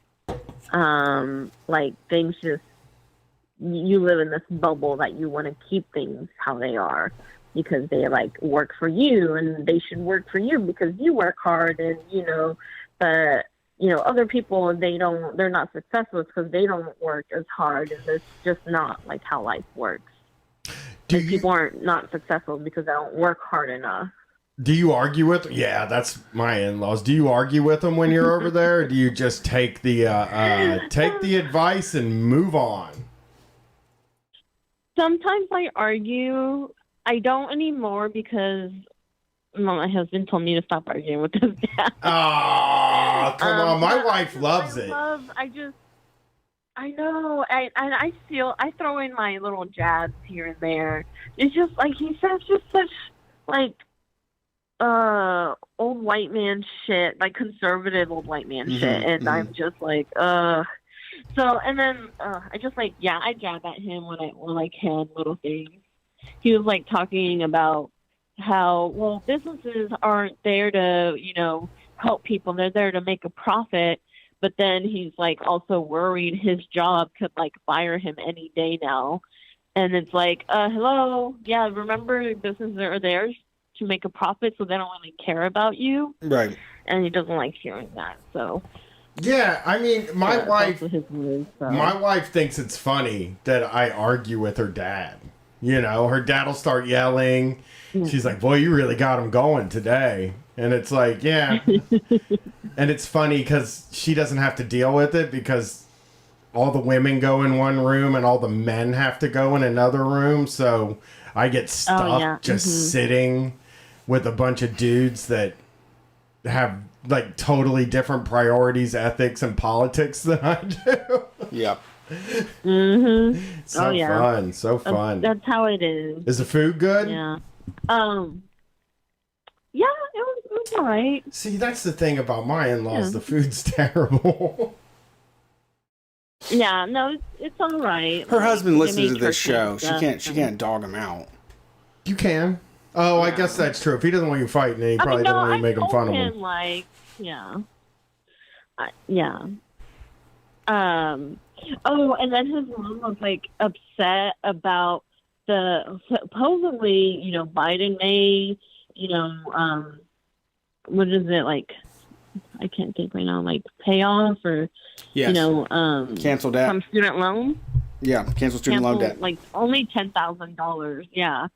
And I still owe $13,000 on my student loan, and Ryan only owes $3,000. But he took out half as much student loans as I have, and also I've been paying on mine like way longer, right? And got more debt. So, his mom's like, well, that's not fair. It's like, by the time that happens, you're done paying off your student loan.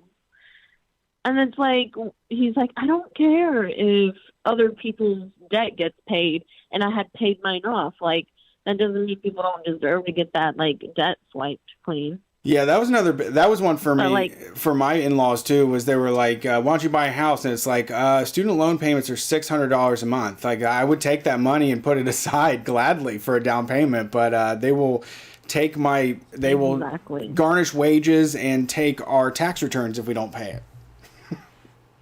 Yeah. And that's exactly it. And like, they don't realize like, oh, well, we can't like afford a house because we can't start saving until we pay off our debt. Like, and I was going to like pay off all my debt next year early. Like, I was like, okay, I could pay off everything in 6 to 9 months. But then because of the potential to like, get that $10,000, I'm going to hold off and just do the minimum payments for a couple months and see where things go. Makes sense. So that would be really nice to like, get that wiped clean. Like, hell yeah. But, like, how like selfish is it that like, oh, it's not fair if they get that and because you didn't. Like, yeah, like, give everybody like it's the argument about $15 minimum wage too. Like, well, why do they get paid $15 an hour flipping burgers and like we only get paid this much and do hard work too.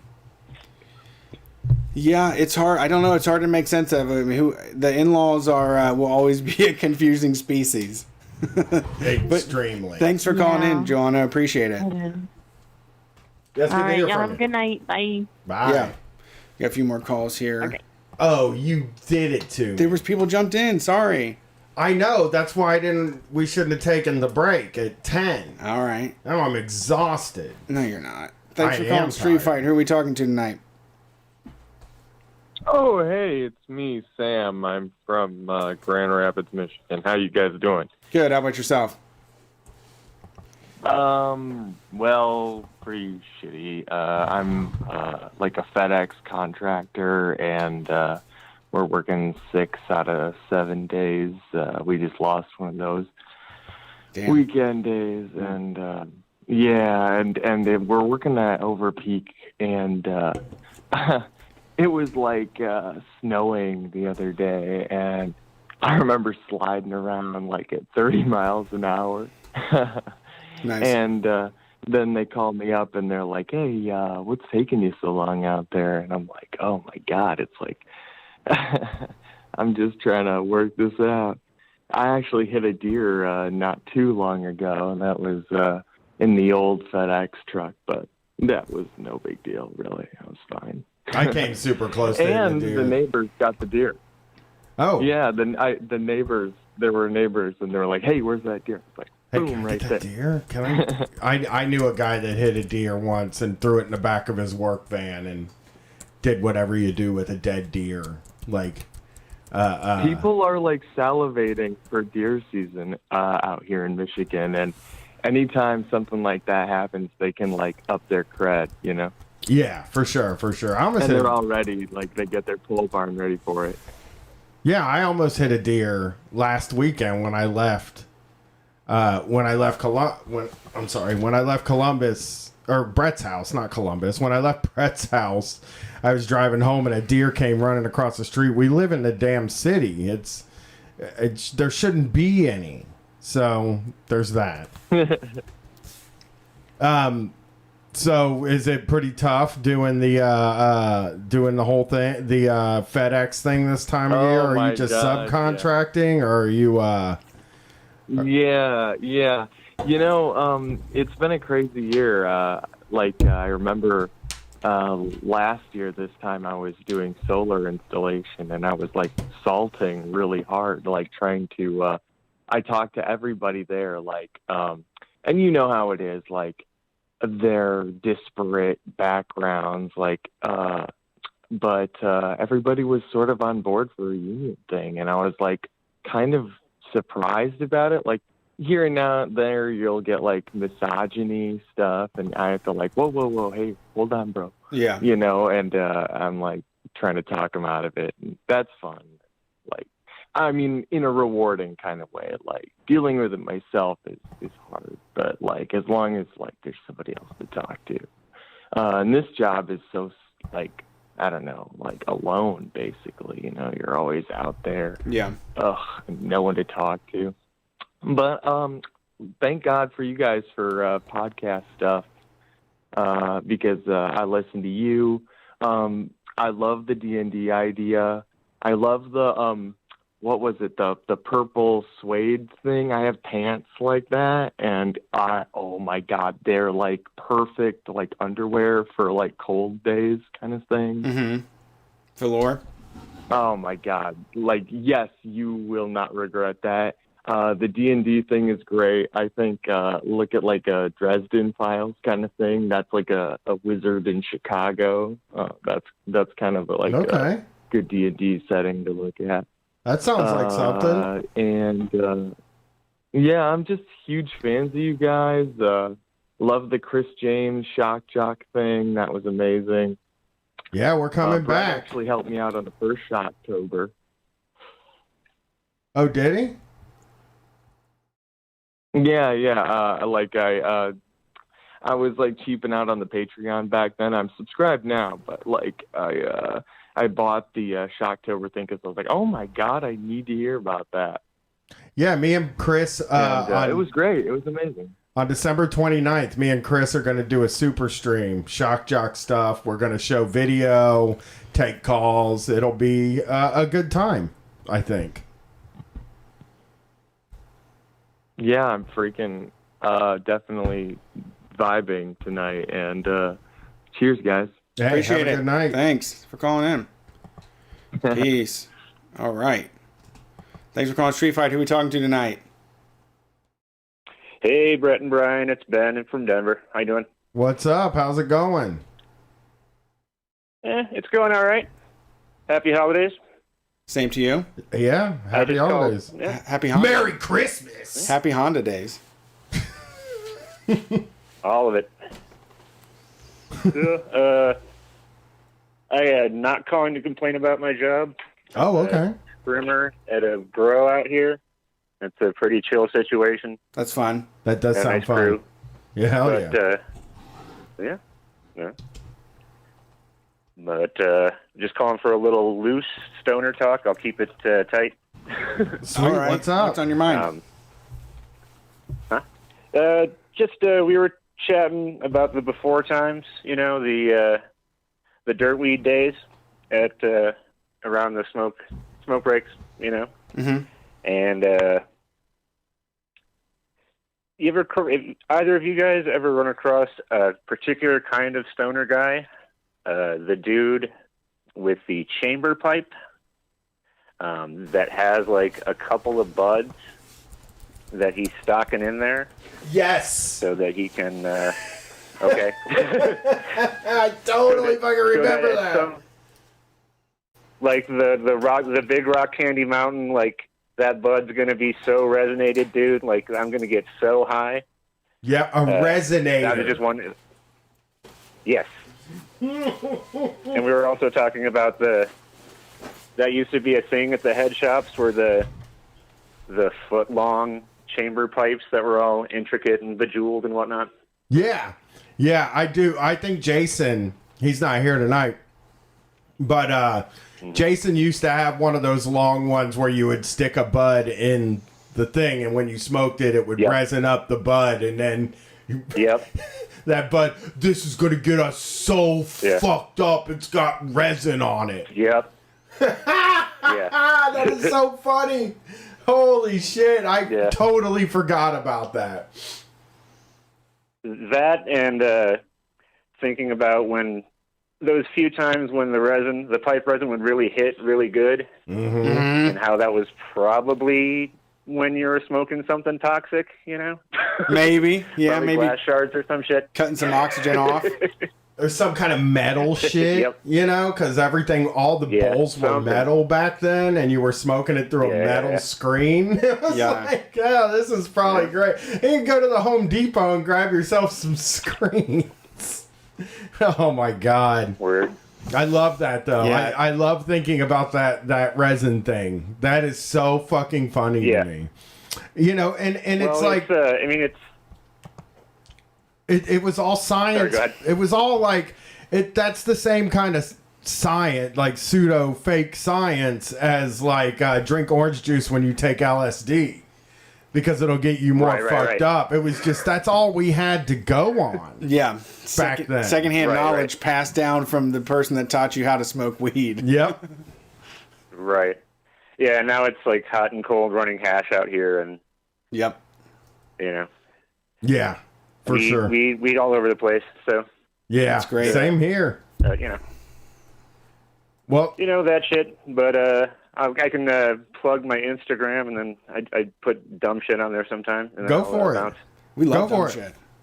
Okay, it's at DJ Benzedrine. So DJBENZEDRINE. Nice. Sounds great. Well, thanks for calling in. Appreciate it. But sure, take it easy, fellas. Have a good night. Man, the old days were so bad, man. I remember just smoking a fucking aluminum foil and shit. Yeah, I did that in the new days. Yeah. A couple times. Too much. Yeah. Thanks for calling Street Fight. Who are we talking to tonight?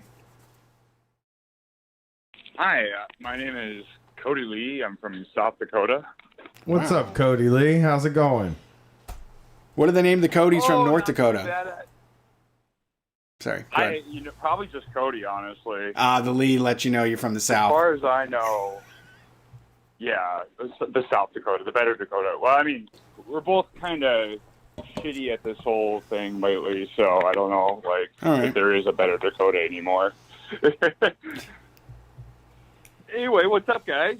Not a lot. Taking just calls. Podcasting, taking calls. All right, okay, so I'll get to it. I figure I'll present one of three topics for you if you want to listen to me talk a little bit about. The first would be running a food bank in a pandemic, or we have Christy Gnome and the piss on my stoop, or we could talk about the time that I accidentally clotheslined the server that everybody hates at work. Oh, really? Somebody pissed on your stoop? Pissed on your stoop. You're the winner of this call-in. We're talking about pissing on the stoop. Yep. Okay, so yeah, so I live in Vermillion, South Dakota, where I go to school of law here. I've lived here the past 8 years. Kind of just showed up on a whim and stuck around and found a community I love and everything. But been working on doing some community development. But so yeah, no, I live downtown. I've lived downtown here the whole time that I've lived here, pretty much, and I have this theory that with the whole COVID and everything, the people that do go out to bars and are like just absolutely the worst, like 21-year-old group you've ever seen. Like, I've watched people turn 21 year after year, and it's never been this bad before. Like, people are just like straight up brazenly dickheaded assholes just because already you've taken that first step of going to the bar. You show that you don't give a shit about anybody else. Yeah. So, like... And after that first pitcher of beer is gone. Right, and then now I'm like 30, and plus, so I think I just have to like rabble about the kids a little bit more than I used to. Yeah, I mean, I've got to forgive them because we made the same mistakes in our own ways. Right, yeah, but I've noticed like this year more than any other year, just the piss on my stoop. Like, at least it's been multiple times a week, which before it would happen maybe like once or twice over the course of the semester. And I guess, like, kind of the whole tie around and everything is it's been really crazy, this experience of watching, like, the decisions from, like, state leaders such as, like, Kristi Noem or our Board of Regents here for, like, the university system just have, like, a blatant disregard for the citizens of the university towns that they're part of. Oh, okay. Yeah, so, like, I mean... So South Dakota, we like for classes and everything, like, yeah, they tried to do some hybrid stuff, but for the most part, they went forward with like just a total like face-to-face plan and all this. Everything is the self-reported bullshit for like actually COVID testing and everything. So the school, it hasn't really been that proactive in like contact tracing or anything like that, unless there is the positive test, of course. But then, of course, we've had this situation consistently where like university officials are blaming students for going out and partying. Yeah. But I don't know like what you expect out of like 21-year-olds anyway, and 18-year-olds and just like kids being kids, especially in a situation where, oh no, I lost my senior year of high school, I'm going to go to college and then just get wrecked. And so, like, we've kind of, like, just hit this weird spot, like, watching COVID, like, play out over the summer. And then in the fall here, it was, like, kind of a nice, isolated, insulated little community. And then just watching these decisions that nobody really, like, everybody knew what the outcome, where we would end up right now in South Dakota. And just, like, watching the train wreck happen in real life has just been so insane. Yeah, South Dakota is one of the places that is like really in trouble right now too, right? Like, and something you said about being in a college town you're right. Like, if you would have had them do school from home, there would be less chance of them partying. But there is no possible way that signs posted around town saying like, don't party, we'll get out of this, like they do at Ohio State or where, those aren't going to stop teenagers from or 20-year-olds from partying. All they want to do is party. Like, that is the whole fucking thing. Exactly, and especially when you have, like, we have a couple of local bars that have been, like, full-on promoting, obviously they have their business interests and everything, but, like, there's a right way and a wrong way to go about it. I mean, I remember Halloween, one of the bars in town had, like, Snapchats of them just, like, openly sharing, like, a bottle of liquor and passing around in circles and stuff like that, just, like, egregious to the point of, like, right, I can't believe what I'm watching. Yeah, no, and, yeah, South Dakota, over 50% positive rate, like, for a long time. Actually, my mom just tested positive like these last couple of days. He, quote, feels like a truck hitter, so I'm kind of tripping about that. Yeah. Here, so, yeah, you know, and I mean, like, she's done mostly everything right, but, like, suddenly it's into, like, her assisted living home where they help with, like, mentally disabled persons and stuff, and now it looks like they have an outbreak, and it's just been, like, one thing after another, just, like, watching, like, all of it, again, like like a train crash happening in slow motion. It's been absolutely insane to watch. Yeah, that's what it's been. I mean, it's been like that in Columbus too, because we're like, there's 3 purple.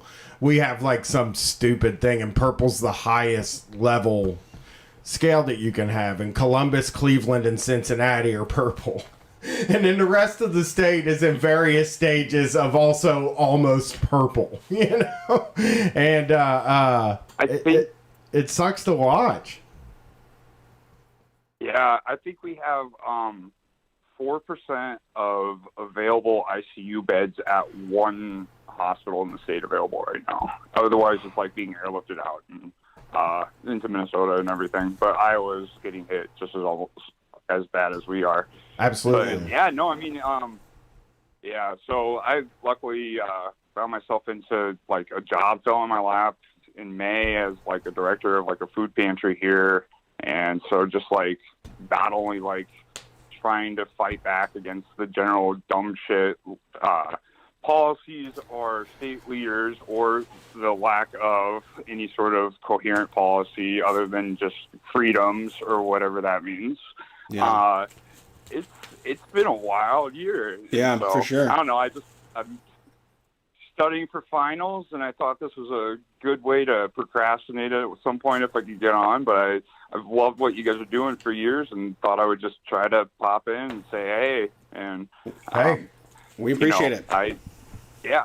Thanks for calling, Yeah, Cody Lee I from guess South I had to Dakota. Do you have a Twitter? One last thing. Oh, okay. Yeah, I was gonna say, you can find me on Twitter at SD Cody Lee, all together there. Like I said, I'm like director of a food pantry. I also have like access to basically a sandbox for like community program development ideas.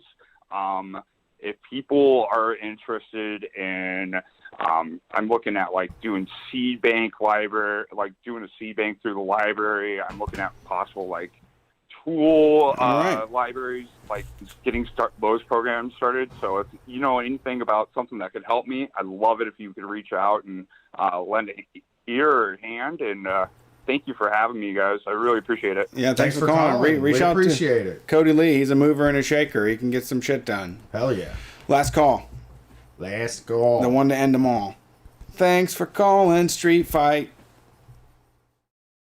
Hello. Hey. Hey. Who's this? I like the little jingle there. Yeah, we tried. It's Jeremy from San Antonio. What's up, Jeremy from San Antonio? Well, I wanted to tell you guys how I got myself fired for insolence. Okay. Ooh, fun. At Walmart. Yeah. Jeez, At they Walmart, fired at Walmart. The motherfuckers at Walmart fired you before. You must have done something pretty bad if you got fired before I said Christmas. insolence, right? Yeah. Yeah, yes, dude. Like literally 2 days before Black Friday. Whoa! Wow. So you got to tell us. Yeah. Yeah. So basically, the system at Walmart, right, which I assume kind of happens everywhere, is that these numbers, come in from corporate, and and then they make their way down to like the store manager, and he has to try to enforce them through like multiple layers of more managers, right? Mm-hmm. Where he's just like, you got to get these numbers done. Yeah. Yeah. And so like these numbers are like always impossible to do physically. Mm-hmm. They always say like on the machine that like, whatever can happen, like an hour, quicker than it really physically can happen. Right. And like the workers know that, but when it comes down like 5 layers of like bureaucracy, you're not going to really be able to tell anybody at any level, no, this isn't possible. Right. All they see a case of cotton balls should be moved at the same rate as a case of cat food. Yeah. Actually, for real, like they I think it's just a process on the machine of like items, right, Yes. that come off the conveyor belt. And so like, yeah, again, like, yeah, any light small item counts the same as like a huge shelving unit that somebody has to put on the fucking line and take it off. So, yeah, so anyway, we got a new supervisor about like a month before I got myself fired. And we got this new supervisor because the other ones weren't managing to, you know, get us on those numbers that were, again, impossible, right? And so this manager, I thought that after like 2 weeks, she would kind of get it. You know, she'd kind of be at the point where it's like, you know, this is not a physically possible thing. Right. But of course, you know, somehow she had this real like meritocracy drive in her where she's like, nah, if we do something, we can do it. You know, we can or like we can shake it up and we can fix it. So funny enough, I actually did not know that there was like a standard Walmart like greeting and stretch or whatever until the first day that she started working with us. And then I learned this little Walmart little chant. Is it Walmart, yay, Walmart? Is that? No, it's so what happens is yeah, so they'll assemble you right before the shift, and the supervisor will start by saying good afternoon, and then you're supposed to say good afternoon, clap clap, stomp stomp, fist bump in the air, and you say teamwork. So it's like good afternoon, clap clap, stomp stomp, teamwork. That's not even a good cheer. I hate it. That's like the worst cheer I've ever heard. Yeah. It's demeaning. Yeah. Oh yeah, it killed. If you had any morale, like to just like, you know, show up at work and be like, all right, fuck it, time to do this. It kills your morale. Yeah, now you're being forced to do a fucking cheerleading routine. Yes, and we, you know, our supervisor had us do it multiple times because nobody wanted to do it, right? So it was always really dead and not excited. And then she was like, "Oh, come on, I can't hear you. Get it." I can't hear you. Yeah, this is exactly. her fucking time to be a hype man, you know? Yeah.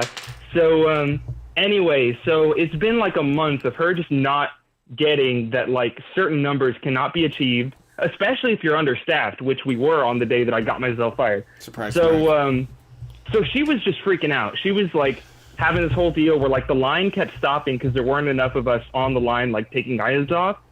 And she like at some point she just started melting down from like she was inside the truck helping somebody throw. And she was just melting down, like she was yelling basically like what the machine was already telling us. And it's like, yeah, we hear the machine, but we just, you know, there's like 3 of us out here. We can't really do anything. Right.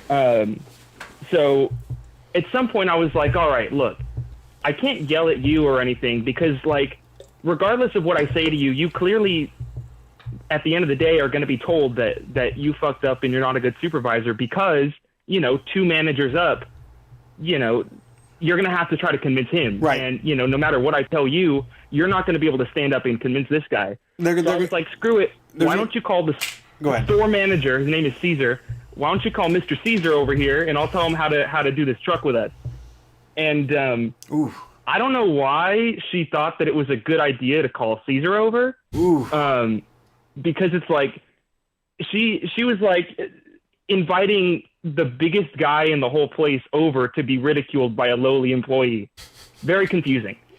Well, you know, so anyway, I mean, so I think the logic does make sense though, because when you're in the middle of a hot, sweaty truck and it's just piling up and the alarms are binging and saying you're doing this wrong, there is a person in an office that just gets a report that says you didn't hit the numbers, and if they saw the situation with their own eyes, it does seem like they would be able to be like, all right, this seems really fucked up. I don't think 3 people can get this done, you know?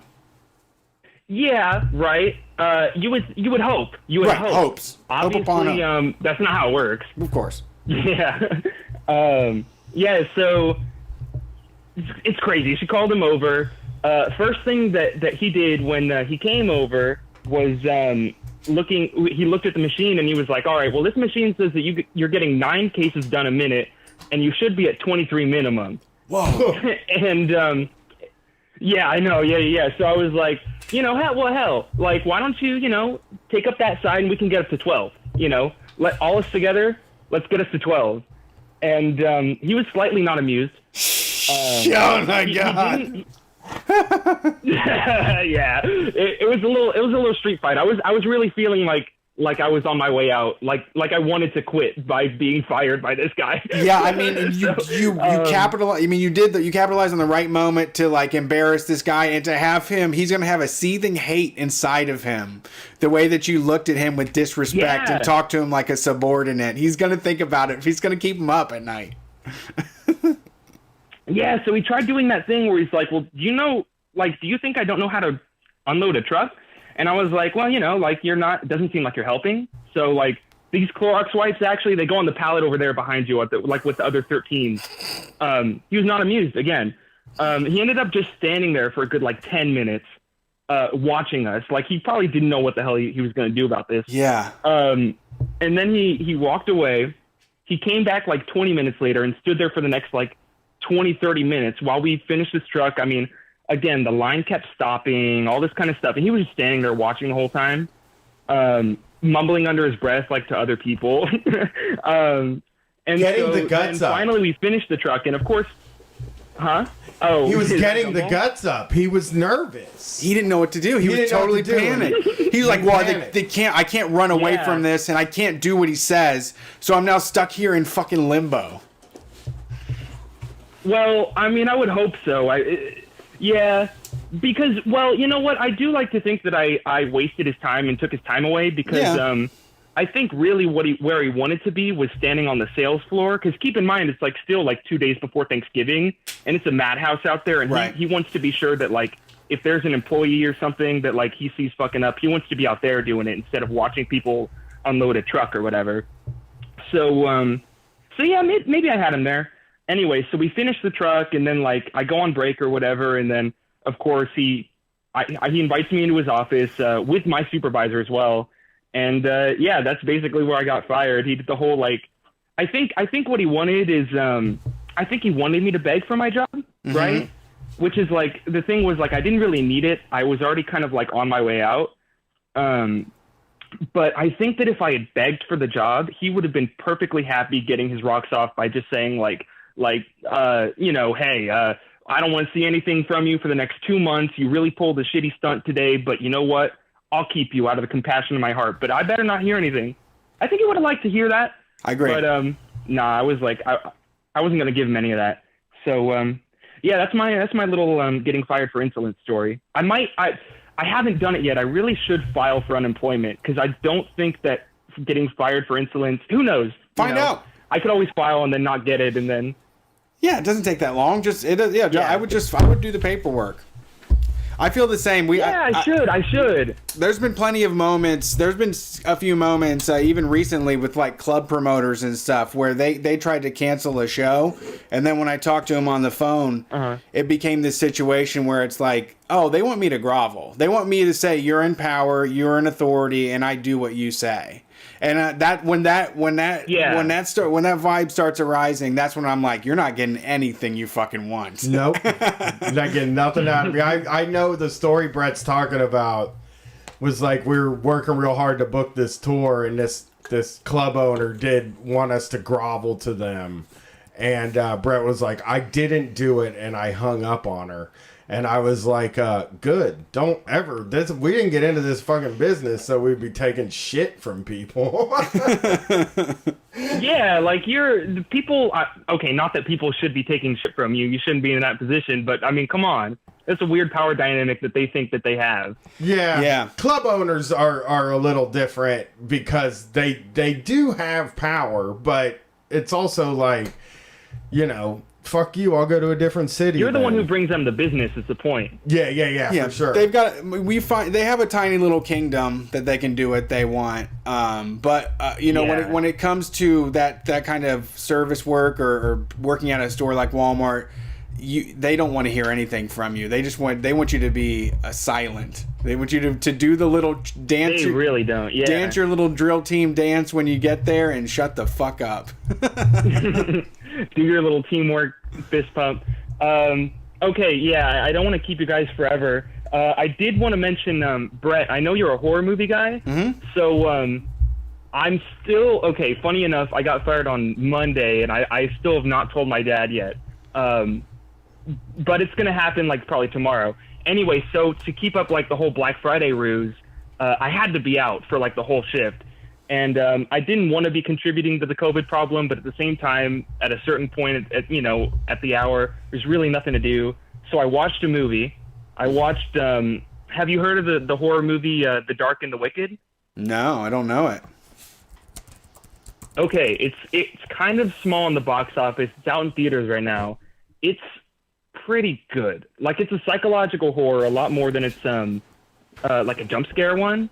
And I don't know, it really just keeps you on your toes the whole time. All right, I'll keep an eye out for it. Yeah.